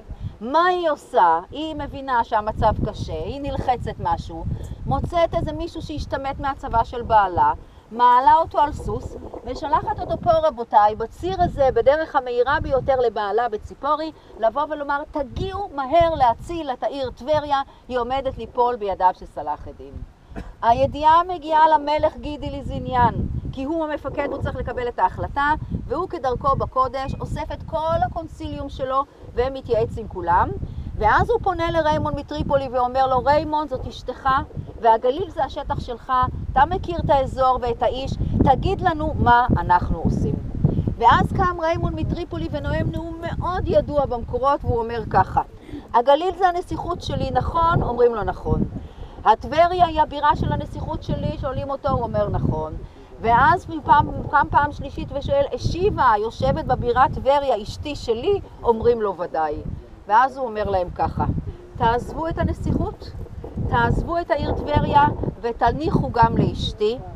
כל מה שעושה לנו פה סלאח א-דין זה טומן לנו מלכודת. הוא רוצה להוציא אותנו מהמים הטובים של ציפורי שבהם ננצח כל קרב ולמשוך אותנו אל הלא נודע מזרחה. אסור ליפול למלכודת הזאת של סלאח א-דין. גם אם אשתי תיפול בשבי והעיר שלי תיפול בשבי, אנחנו נעשה אחר כך משא ומתן ונשחרר אותה. אסור ליפול לתוך המלכודת הזאת של סלאח א-דין. שומע את הדברים האלה המלך גידי לזיניאן, והמחנה שכבר היה בכוננות ליציאה, הוא מודיע לו, אף אחד לא יוצא ושום דבר לא קורה. אבל ב-12 בלילה מסופר לנו, שמגיע לאוהל האדום של המלך גידי לזיניאן, מספר 4 ברשימת המנהיגים הצלבנים, זוכרים מי זה? המיליטנט הזה, ז'ראר דה רידפור. הוא פונה אל המלך גידי לזיניאן אחרי שהוא הקים אותו, והוא אומר לו, אתה מאמין לאיש הזה, ריימון מטריפולי, השקרן? הרי האיש הזה עד לפני כמה חודשים בגד בך. האיש הזה הוא פחדן, הוא מוגלב. כל מה שמניע אותו לעשות את מה שהוא עושה זה פחדנות. על אפו ועל חמתו צריך להציל את בירתו וחייבים להציל את אשתו. והמלך גידי לזיניאן, שב5 אחרי הצהריים החליט שלא עושים שום דבר ונשארים במחנה, מה הוא מחליט בחצות הלילה? הוא משנה את החלטתו ב-180 מעלות, ושימו לב מה הוא מודיע, שאם אור ראשון, בוקר של 3 ביולי 1187, כל הצבא הצלבני היושב בציפורי יוצא בדרכו להציל את העיר טבריה. לא יחידה, לא גדוד, כל הצבא.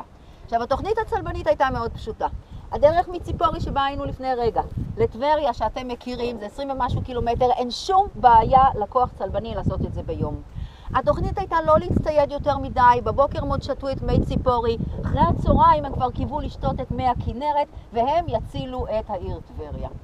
אבל כשאף אחד לא ישן בלילה, שבין יום חמישי ליום יום שישי, כי הם הלבישו את כל האבירים ואת כל הסרז'נטים והם התארגנו, וכשהם יוצאים לדרך בבוקר של 3 ביולי 1187, שהיה יום שישי, כאילו מהשמיים מתערבים לרעתם, וכל מה שיכול לא להצליח באותו בוקר, אכן לא מצליח. קודם כל אנחנו שומעים שהצלבנים לא יודעים לצאת בכוחות כל כך גדולים. הם רגילים לצאת 100 אבירים, 150 אבירים, אבל הם יצאו ככה. 300 אבירים, שבראשם ריימון מטריפולי, שמכיר את השטח והוא ראש הכוח, וסביבם אלפי סרג'נטים. גוש מרכזי של 600 אבירים עם המלך גידי לזיניאן, רק תחשבו איך זה נראה, וסביבם אלפי סרג'נטים, ועוד גוש של 300 אבירים עם המאסף ז'ראר דה רידפור, ואחריהם אלפי אבירים. ומסופר לנו שהם תפסו את אחד מימי החום הנוראים ביותר שידעה ארץ ישראל. תחשבו על יולי באזור הזה, עוד לפני שהם גמרו להתלבש, כבר הזיעה נזלה מכל מקום ומקום. ובאותן שניות שהצבא הצלבני מתחיל לנוע מזרחה, במבנה המסורבל שלו, בחום הנוראי, התצפיתנים של סלאח א-דין מבינים שהצליח להם. מה הם עושים? הם גולשים מהגבעות של ציפורי, גולשים מהרי נצרת, ועם הקשתות שלהם מתחילים לשגע את הכוח הצלבני. הם פוגעים להם במאסף, הם פוגעים להם באגפים, הם מציקים להם, הם תופסים את כל המעיינות בדרך, אין להם מה לשתות. ובאותו יום נורא היה המלך גידי ליזיאן בטוח שבחמש אחרי הצהריים הוא יהיה על מי הכנרת, וסיפר לנו שבחמש אחרי הצהריים הוא מצא את עצמו באמצע הדרך בין ציפורי לבין טבריה, בין לוביה לבין מסקנה. ואז הווה אומר פה. ואז כשהוא נמצא פה הוא לא יודע מה לעשות, כי הוא מקבל הודעה שהמאסף של המאסף של המאסף שלו עוד נמצא בכפר כנא. אתם זוכרים איפה זה כפר כנא? זה איפה שאין פלאפל מוכן מהר. זה המקום. כפר כנא רבותיי, והמלך גידי ליזיאן מאבד את עשתונותיו, ואז מה הוא עושה? כדרכו, הוא פונה לריימון מטריפולי. ריימון מטריפולי נמצא לפניו, הוא שואל אותו, ריימון, מה אנחנו עושים? אומר לו ריימון מטריפולי ככה. אתם רואים פה את הכביש המודרני? אתם רואים פה את האוכף הזה מולנו? זה שחוצה שם? זה קו פרשת המים האזורי. השטח שאתם רואים פה זה השטח הגבוה ביותר באזור. סלאח א-דין הכיר את השטח מצוין, מה הוא עשה? הכוחות שלו ישבו פה על האוכף הזה וחסמו לצלבנים את המשך הדרך. אומר ריימון מטריפולי לגידי ליזיאן המלך, במצב שהכוח שלנו נמצא כרגע, עם הכוחות ששם נמצאים ועם הצמאון של האנשים, גם אם אני פוקד על הכוחות שלי לתקוף את הכוח המוסלמי, הם פשוט לא שומעים בקולי. אין סיכוי שהיום נצליח לפרוץ את הדרך לטבריה, בואו נעשה משהו אחר. בואו נקים פה מחנה, אני מכיר את המקום, יש פה כפרים, נשתה מים, יגיע המאסף, ננוח טוב בלילה, ועם אור ראשון מחר בבוקר בשבת נקום, נחצה את הכוחות המוסלמים, נגיע לטבריה ונציל את העיר ואת האישה. וגידי ליזיאן ששומע את עצתו של ריימון מטריפולי, אכן מקים פה את המחנה. לא יכולה להגיד לכם אם האוהל האדום שלו ננעץ פה 200 מטר מאיתנו, שהאוהל האדום שלו ננעץ 300 מטר מאיתנו, אבל פה בשטח הזה הוא הקים את האוהל, ואז הקימו הצלבנים את האוהלים הלבנים שלהם והתמקמו. באותה שנייה שהצבא נכנס לחניית לילה, סלאח א-דין מפליא לעשות. הוא מנתק חלק מהכוח שלו ששומר שם על הציר המרכזי, הוא יודע שהם כבר לא יעברו לשם, והוא מביא אותו פה בצמוד למחנה הצלבני. מה הרעיון? הם לא תקפו בלילה. אבל אם הם לא ישנו בלילה שביום חמישי ליום שישי, הם גם לא ישנו בלילה שבין שישי לשבת, הם יהיו בכוננות, הם גם לא כך ירדו מן הסוסים. וסלאח א-דין, כל מה שאי פעם הוא למד על לוחמה פסיכולוגית, הוא הוציא באותו הלילה. מסופר לנו שהוא הודיע לאנשיו להוציא מצילתיים, להוציא טופים, להוציא חצוצרות, זה לא מצחיק, רעש כזה שיעביר מי שולט. הוא עשה עוד דבר, מאחר והכפרים היו מוסלמים, הוא הורה לכפרים לרוקן את בורות המים.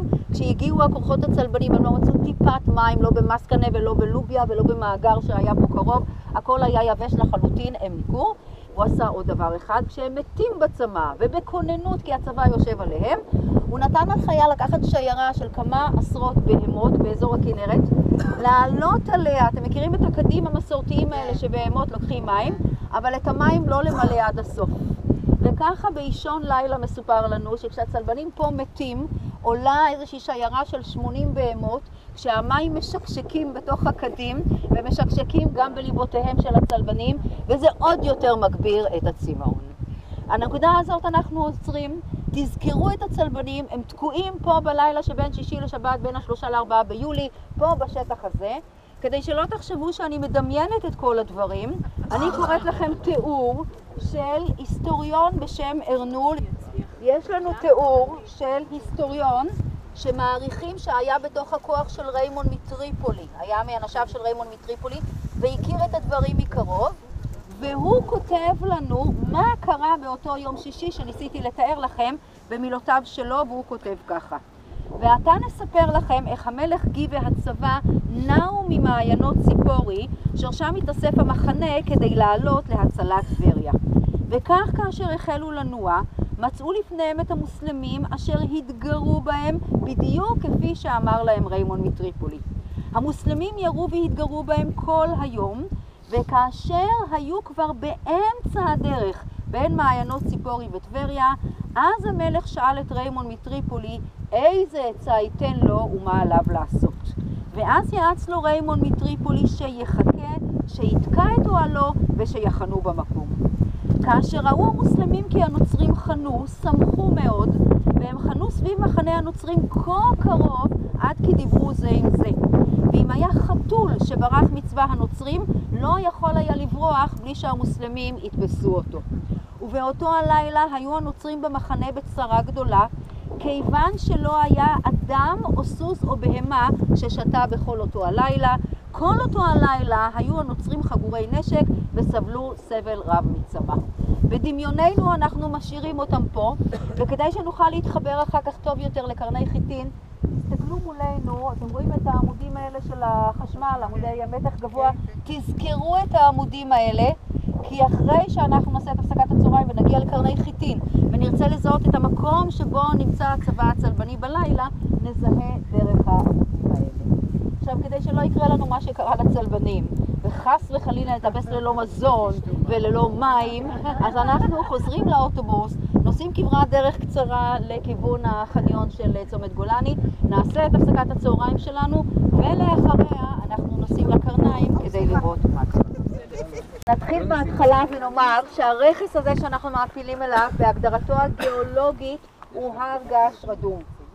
וכמו כל הר געש, הרכס הזה בנוי היה מאיזושהי עטרת שהקיפה אותו, ובמרכז העטרת הזאת היה הקרייטר, הלוע, שם פורצת הלבה, כן? משם. עכשיו, מה שקרה במקרה של קרני חיטין, שהעטרת הזאת שהקיפה סביב את הרכס התבלטה במשך השנים, ובמשך מיליוני שנים, ובסופו של דבר מה שנותר זה בליטה אחת שפונה לכיווננו קרי דרומה, ועוד בליטה אחת שפונה לצד ההוא הווה אומר לצפון, ולכן הוא קיבל את השם קרני. כשאתה מסתכל היום על הרכס הזה, אתה רואה שכל הדברים האחרים התבלו, ויש שתי בליטות, אחת פונה דרומה ואחת פונה צפונה.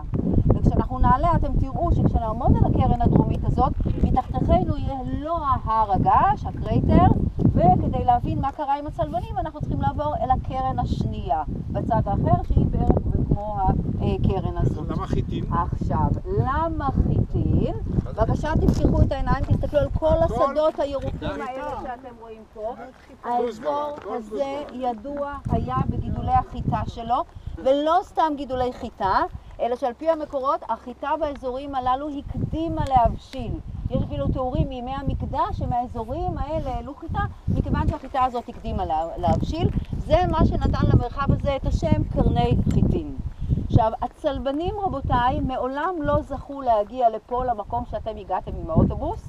הם הגיעו עד לקרניים, רואים את קו המתח הגבוה שביקשתי שתזכרו. אתם זוכרים איפה הוא מתחיל? במסקנה. אז הוא היה, בוודאי. במסקנה הוא מסמן עבורכם פחות או יותר את הציר הראשי שהלך באותם ימים לטבריה. והם הגיעו עד הנה, אבל כדי להבין מה בדיוק קרה בשבת הגורלית, אנחנו צריכים לעשות את הדבר הבא. אנחנו עולים פה קטע קטן ומגיעים אל המקום שעומד האיש בלבן, ואז נאמר כמה דברים על המקום ההוא, ואז אנחנו עוברים גדר בקר ועולים עד הפסגה של הקרן הדרומית. שם כבר תוכלו להבין הרבה מתוך הדברים שקרו, אבל כדי לדעת בדיוק מה קרה נצטרך לגלוש אל הלוח ולעלות אל הקרן הצפונית. אז לא שאלתי אם מישהו רוצה, לא רוצה, קודם כל, זו נקודה טובה להחזיר אוויר. נכון. העניין השני, אין שום קשר בין העניין הצלבני שמעניין אותנו הבוקר הזה או הצהריים לבין מה שאתם רואים פה, אבל יש פה קשר לעניין הנוצרי והסיפור הוא כזה. כשאתם קוראים את הברית החדשה, באחד הפרקים נאמר שהיה מקום שישוע עמד ונשא דרשה, והדרשה הזאת התחילה כל פעם במילה אשרי, והוא אמר את זה 8 פעמים. וכשהוא עמד ונשא את הדרשה הזאת, הקרויה דרשת האשרי, ופתח ב8 עניינים, כל העם עמד תחתיו על במה ונראתה הכנרת. זה מה שכתוב. כל העולם הנוצרי מזהה את המקום שבו נשא ישוע את הדרשה במה שאנחנו קוראים הר האושר, שנמצא מצפון לכנרת.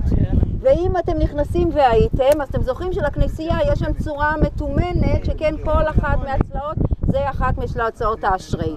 אבל יש קבוצה קטנה של פרוטסטנטים שטוענת לא הבנתם טוב, לא, זה לא היה שם, הנה הבמה הזאת שלפנינו כאן עמד העם ושמע, והנה המקום שעמד ישו ונשא את הדברים, והנה הכנרת שבה צפו הכל. והקבוצה הזאת של הפרוטסטנטים במשך שנים עושה דרכה לארץ ישראל פעם בשנה, פעם בשנתיים, מגיעים לפה בכמה אוטובוסים, עומדים פה, מרימים איזשהו דגל, נושאים את התפילות שלהם וחוזרים, בעיקר אמריקאים. ביום בהיר אחד הם הצליחו לאסוף כסף, ובמקום לבוא פה לאיזה גל אבנים קטן, הם הביאו איש מקצוע וקראו למקום מקדש האלוהים, והביאו פה כל מיני פסוקים, מה אמר ישוע ואיך הוא אמר ואיך צריכים לציין את המקום, ובכמה שפות ציינו את זה על האבן. לא עברו לפני שנתיים אולי, לא עברו שבועות, וכמו שאתם רואים, אנשים טובים באו וריסקו את הדבר הזה וריגשו אותו לחלוטין. אתה לא יכול לראות, ודאי, באו אנשים וריסקו את הדבר הזה, ואתם מכירים את התופעות האלה בכל מקום. עכשיו, כדי להגיע לעניינים הצלבנים, אנחנו צריכים לעבור פה את גדר הבקר הזאת. אפשר לעבור מימין, אפשר משמאל, אפשר מלמטה, אפשר מלמעלה, כל אחד כאשר יתבנו ליבו. ושום דבר, זה צריך הכל קצת. ואז אתם רואים את הסימון הכחול העולה. אני נורא מבקשת, אל תנסו לקצר, בואו נלך בשביל, ואנחנו נפגשים שם למעלה. אל תמהרו, מי שצריך לנוח, לנוח, יש לנו חובש בסוף, הוא מחכה לכולם, ואנחנו נפגשים למעלה. טוב, עכשיו העניין הוא כזה. קודם כל, דומני שאתם עומדים על הקרן הזו, הקרן הדרומית, מתקבלת לכם התמונה של ההר. מולנו אתם רואים את האבנים ואת עצי הזית, 4 עצי זית על הרבה מאוד אבנים. זאת הקרן האחרת, זו הקרן הצפונית. נראה לכם כאילו שהיא נמוכה יותר, אבל לא שתי הקרניים באותו גובה, זה עניין של זווית של ההסתכלות. אבל מה שבאמת מרשים זה הלוע הזה של הר הגעש תחתינו. כל הירוק הזה שאתם רואים פה, הרי הוא הלוע של מה שהיה פעם הרכס הגעשי של חיטין. עכשיו ככה, אני רוצה לרגע לעשות תצפית קצרה של מה שרואים פה, ואז לצלבן את התצפית ברשותכם. תסתכלו לאחוריכם ומזרחה, ואתם רואים יישוב עם מגדל מים. מה שאתם רואים זאת טבריה עילית, המקום הידוע כשיקון ד', לא מהשיקונים הכי איכותיים שיש בטבריה, אבל זה שיקון ד' בטבריה. מתחת לטבריה, אני לא צודקת? מתחת לטבריה רבותיי עילית, כמו שכולכם מכירים אבל מוסתרת מעיניכם, נמצאת טבריה תחתית, ושם יושבת אותה נסיכה הקרויה השיבה. אין לה מושג מה קורה, היא יודעת שמעל הרכס נמצא צבא מוסלמי, היא יודעת שהיא שלחה שליח כדי שהצבא הצלבני יגיע, אין לה כרגע מושג מה קורה. עכשיו תסתובבו, כן, היא מתחת לרכס, זאת טבריה עילית, מתחתיה, כן, היא יושבת שם למטה, היא לא רואה דבר. עכשיו תסתכלו, מולנו אתם רואים איזה גיאיון קטן, ובתוך הגיאיון הקטן הזה אתם רואים מושב. המושב הזה שאתם רואים פה זה כפר חיטין, אבל לא כפר חיטין ההיסטורי, זה היישוב כפר חיטין של היום. לעומת זאת, כפר חיטין ההיסטורי, שימו לב מה אני עושה, יושב בדיוק בעבר השני. אתם רואים את כל השדות הירוקים הנהדרים האלה? באיזושהי נקודה אתם רואים דרך אפורה שהולכת למרגלותיהם, ואתם רואים ודיון שיורד למטה. בקצה הודיון הזה שיורד למטה ישב כפר חיטין ההיסטורי. ולמה הוא ישב דווקא שם? כי שם למטה בקצה הודיון הזה יש מעיין מים חיים וטובים הקרוי מעיין חיטין. מה יושב היום על מה שהיה פעם כפר חיטין? האתר המקודש לדרוזים הקרוי נבי שואב, קבר יתרו. אם הייתם יורדים בודיון הזה וממשיכים עוד קצת הלאה, הייתם פוגשים אחד את המעיין, עד היום הוא מזרזף כמויות אדירות של מים, יוצאים מתוך בטון ומזרקות, הדרוזים משתמשים בו, והייתם רואים את האתר הקדוש שלהם שבו הם מזהים את קברו של יתרו. אז זאת אומרת שפה נמצא כפר חיטין שבו יש מעיין. עכשיו תסתכלו אל הכיוון של הכנרת, ואתם רואים מולנו שני רכסים. את הרכס הימני, דומני כולכם זיהיתם, זהו הר הארבל, ועליו אתם רואים את מושב ארבל. אבל בצד השמאלי של הרכס הזה, אתם רואים רכס נוסף, והרכס הנוסף זהו הר ניתאי, ובין שני הערים האלה, הרכס של הארבל מימין והר ניתאי משמאל, הר ניתאי, ניתאי הארבלית, בתווך למטה זורם נחל. אכן הנחל הזה על המפות שלנו קראו היום נחל ארבל, אבל בעבר קראו לו בשם ואדי חמם, נחל היונים, לא חמם כזה, חמם יונים, ועד היום למרגלות המקום הזה יש כפר ערבי שנקרא ואדי חמם, עד היום הוא נושא את השם. עכשיו, מה שאתם צריכים לדעת זה הדבר הבא. רוב האנשים שהלכו לטבריה בימי הביניים הלכו בציר מרכזי אחד שיצא מאזור ציפורי, המשיך לצומת מסקנה שעוד מעט אנחנו נראה אותה שם בקצה קו המתח, עבר למרגלות קרני חיטים פה מתחתנו מדרום לנו והמשיך לטבריה בקו הישר. ציר פחות או יותר שהולך על הקו שאתם רואים את קו המתח. רוב האנשים שרצו לטבריה הלכו בדרך הקצרה הזאת, אבל הייתה עוד דרך שבה יכולת להגיע לטבריה באותם ימים. מצומת מסקנה, אנחנו נראה אותו טוב יותר בהמשך, אפשר היה להיכנס לבקעה הזאת שאתם רואים כאן, לרדת פה, לרדת בוודיון הזה שנראה לכם בעייתי אבל אפשר לנוע בו לאזור כפר חיטין, וברגע שאתה מגיע לכפר חיטין, מה יש פה מאחורי הרכס הזה של קרני חיטין? בקעה שנקראת בקעת ארבל. ובבקעת ארבל הזאת לא היה שום בעיה לנוע, הם נעו בתוך בקעת ארבל, השתפלו לנחל ארבל הוא ואדי חמם והגיעו אל הכנרת. כדי להבין את הציר הנוסף הזה, כי הוא חשוב לסיפור הצלבני, אנחנו יורדים עכשיו מהקרן הדרומית על השביל המסומן אל הלוע, חוצים את הלוע לצד השני ועולים על הקרן הצפונית, וכשאתם תעלו לקרן הצפונית אתם תראו שתתגלה לכם, כמו שהתגלה לכם פה הלוע, שם תתגלה לכם בקעת ארבל. אז אנחנו לשם. לא. הקרן הדרומית מולנו, ותראו, לא היה משמעותי כשהיינו עליה, אבל תראו עכשיו כמה היא בולטת בשטח. אתם רואים את הלוע, ומה שאנחנו עומדים לעשות כרגע, אנחנו עומדים לטפס פה בשביל לכיוון החלק העליון של הלוע הצפונית, בניגוד של הקרן הצפונית, בניגוד לקרן ההיא, זאת יותר אבנית, כי הייתה פה חומה בתקופת הברונזה שהתפוררה, זה לא אבנים שנאספו פה במקום, זו חומה שהתפוררה, אז פשוט בזהירות תשתדלו ללכת אחרי התוואי שאתם רואים שמסומן ואני הולכת עליו, ואנחנו מגיעים אל החלק העליון, תוך כדי תחשף בקעת ארבל, וכשאתם מסתכלים עליה תשימו לב שהרגליים במקום יציב.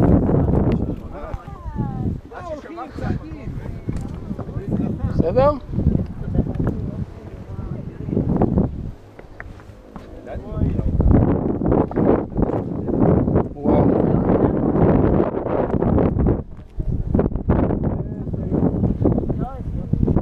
איזה יופי, חג שמח.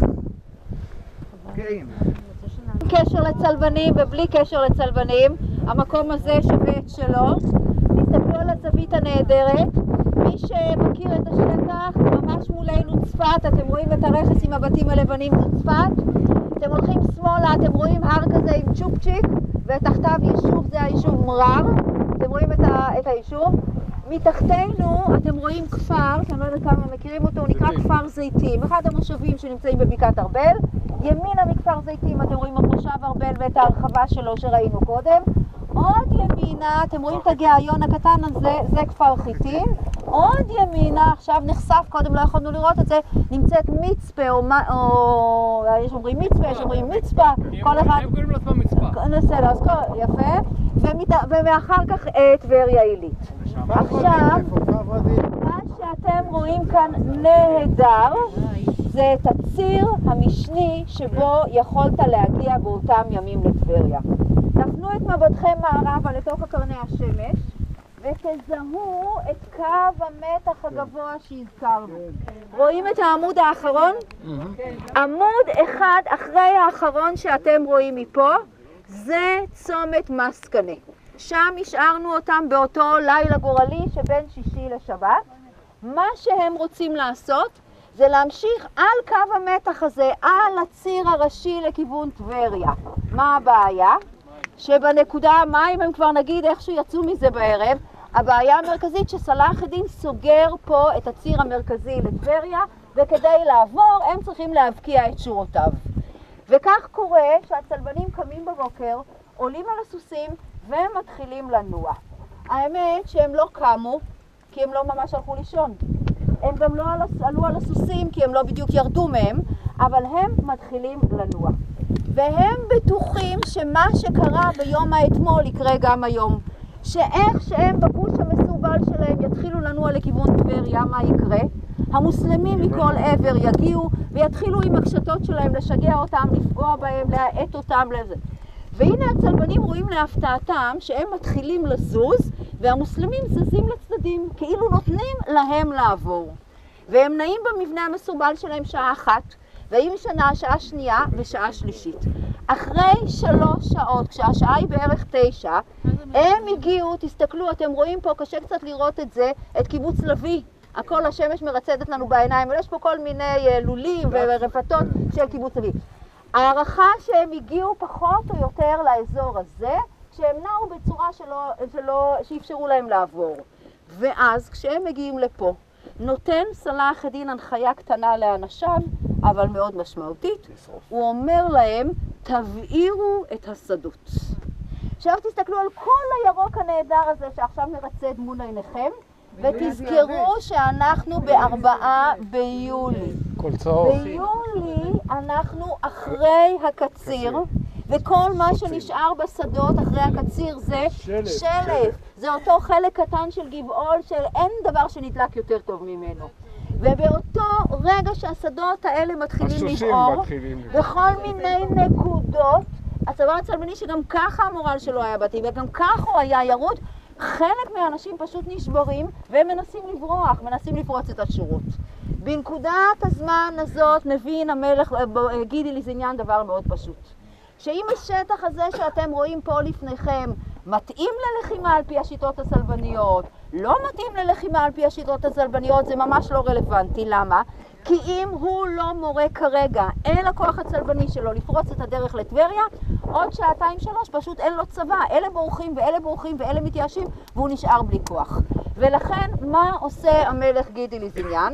כדרכו פה קודש, הוא פונה לריימון מטריפולי, שנמצא לפניו ואומר לו, ריימון, אתה בעל הבית של הגליל, לכן בידך זכות ההתנגשות הראשונה בכוח של סלאח א-דין.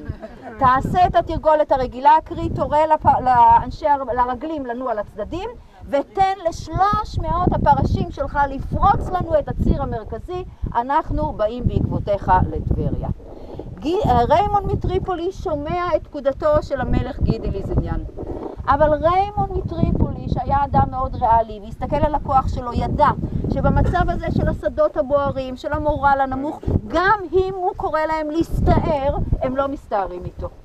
ריימון מטריפולי העריך שהדרך היחידה שאפשר להציל את הקרב באותו יום, זה אם האנשים עצמאים ישתו משהו. אם תגיע טיפת מים לפיות עצמאות של האנשים, יש סיכוי ששוב יש לו צבא ולא קובץ של אנשים. עכשיו, מה ידע ריימון מטריפולי? שאין לו סיכוי להגיע למים של הכנרת בטבריה, כי סלאח א-דין סוגר לו פה את הדרך, ואין לו את העוצמה לפרוץ את סלאח א-דין. אבל מה הוא כן ידע? הוא חי בשטח הזה. הוא הכיר את האזור. מה שהוא ידע זה שפה למטה, מתחת לרכס, יש מעיין מים טובים וזקים שנקרא מעיין חיטין, ולכן מה שמחליט לעשות ריימון מטריפולי זה לאלתר.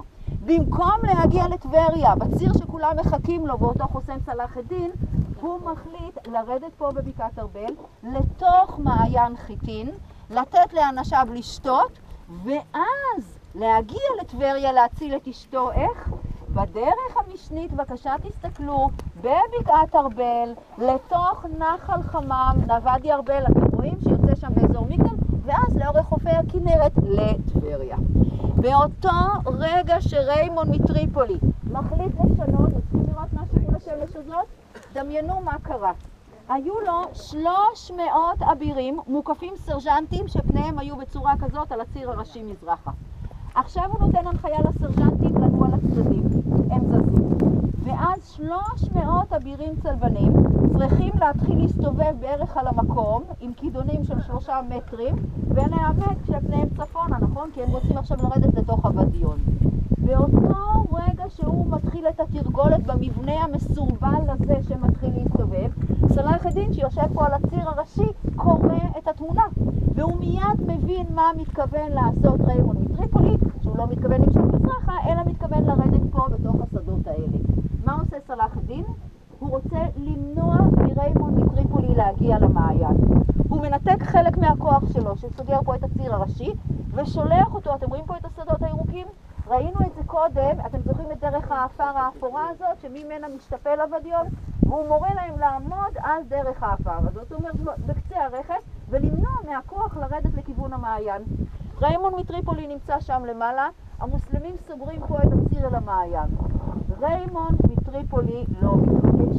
כש300 אבירים צלבנים, עם כל המסה שתיארנו הבוקר, דוהרים במורד משוקע כמו שאתם רואים פה, עם הגרביטציה ועם עוצמת המתכת שלהם, שום דבר לא יכול לעצור אותם, והוא מורה לאנשיו לפתוח בדהירה. הכוח של ריימונד מטריפולי נע קדימה, סלאח א-דין, שמבין שהוא לא הצליח להפחיד את ריימונד מטריפולי, חבל לו על אנשים שלו, מה הוא מורה להם לעשות? חצי מן הכוח ימינה, חצי מן הכוח שמאלה, ואנשיו של ריימונד מטריפולי יורדים למטה. ריימונד מטריפולי והכוח שלו, 300 איש, יורדים למטה, כשאחרון הלוחמים של ריימונד מטריפולי יורד, מה עושה סלאח א-דין? אנשיו סוגרים בחזרה את השורות.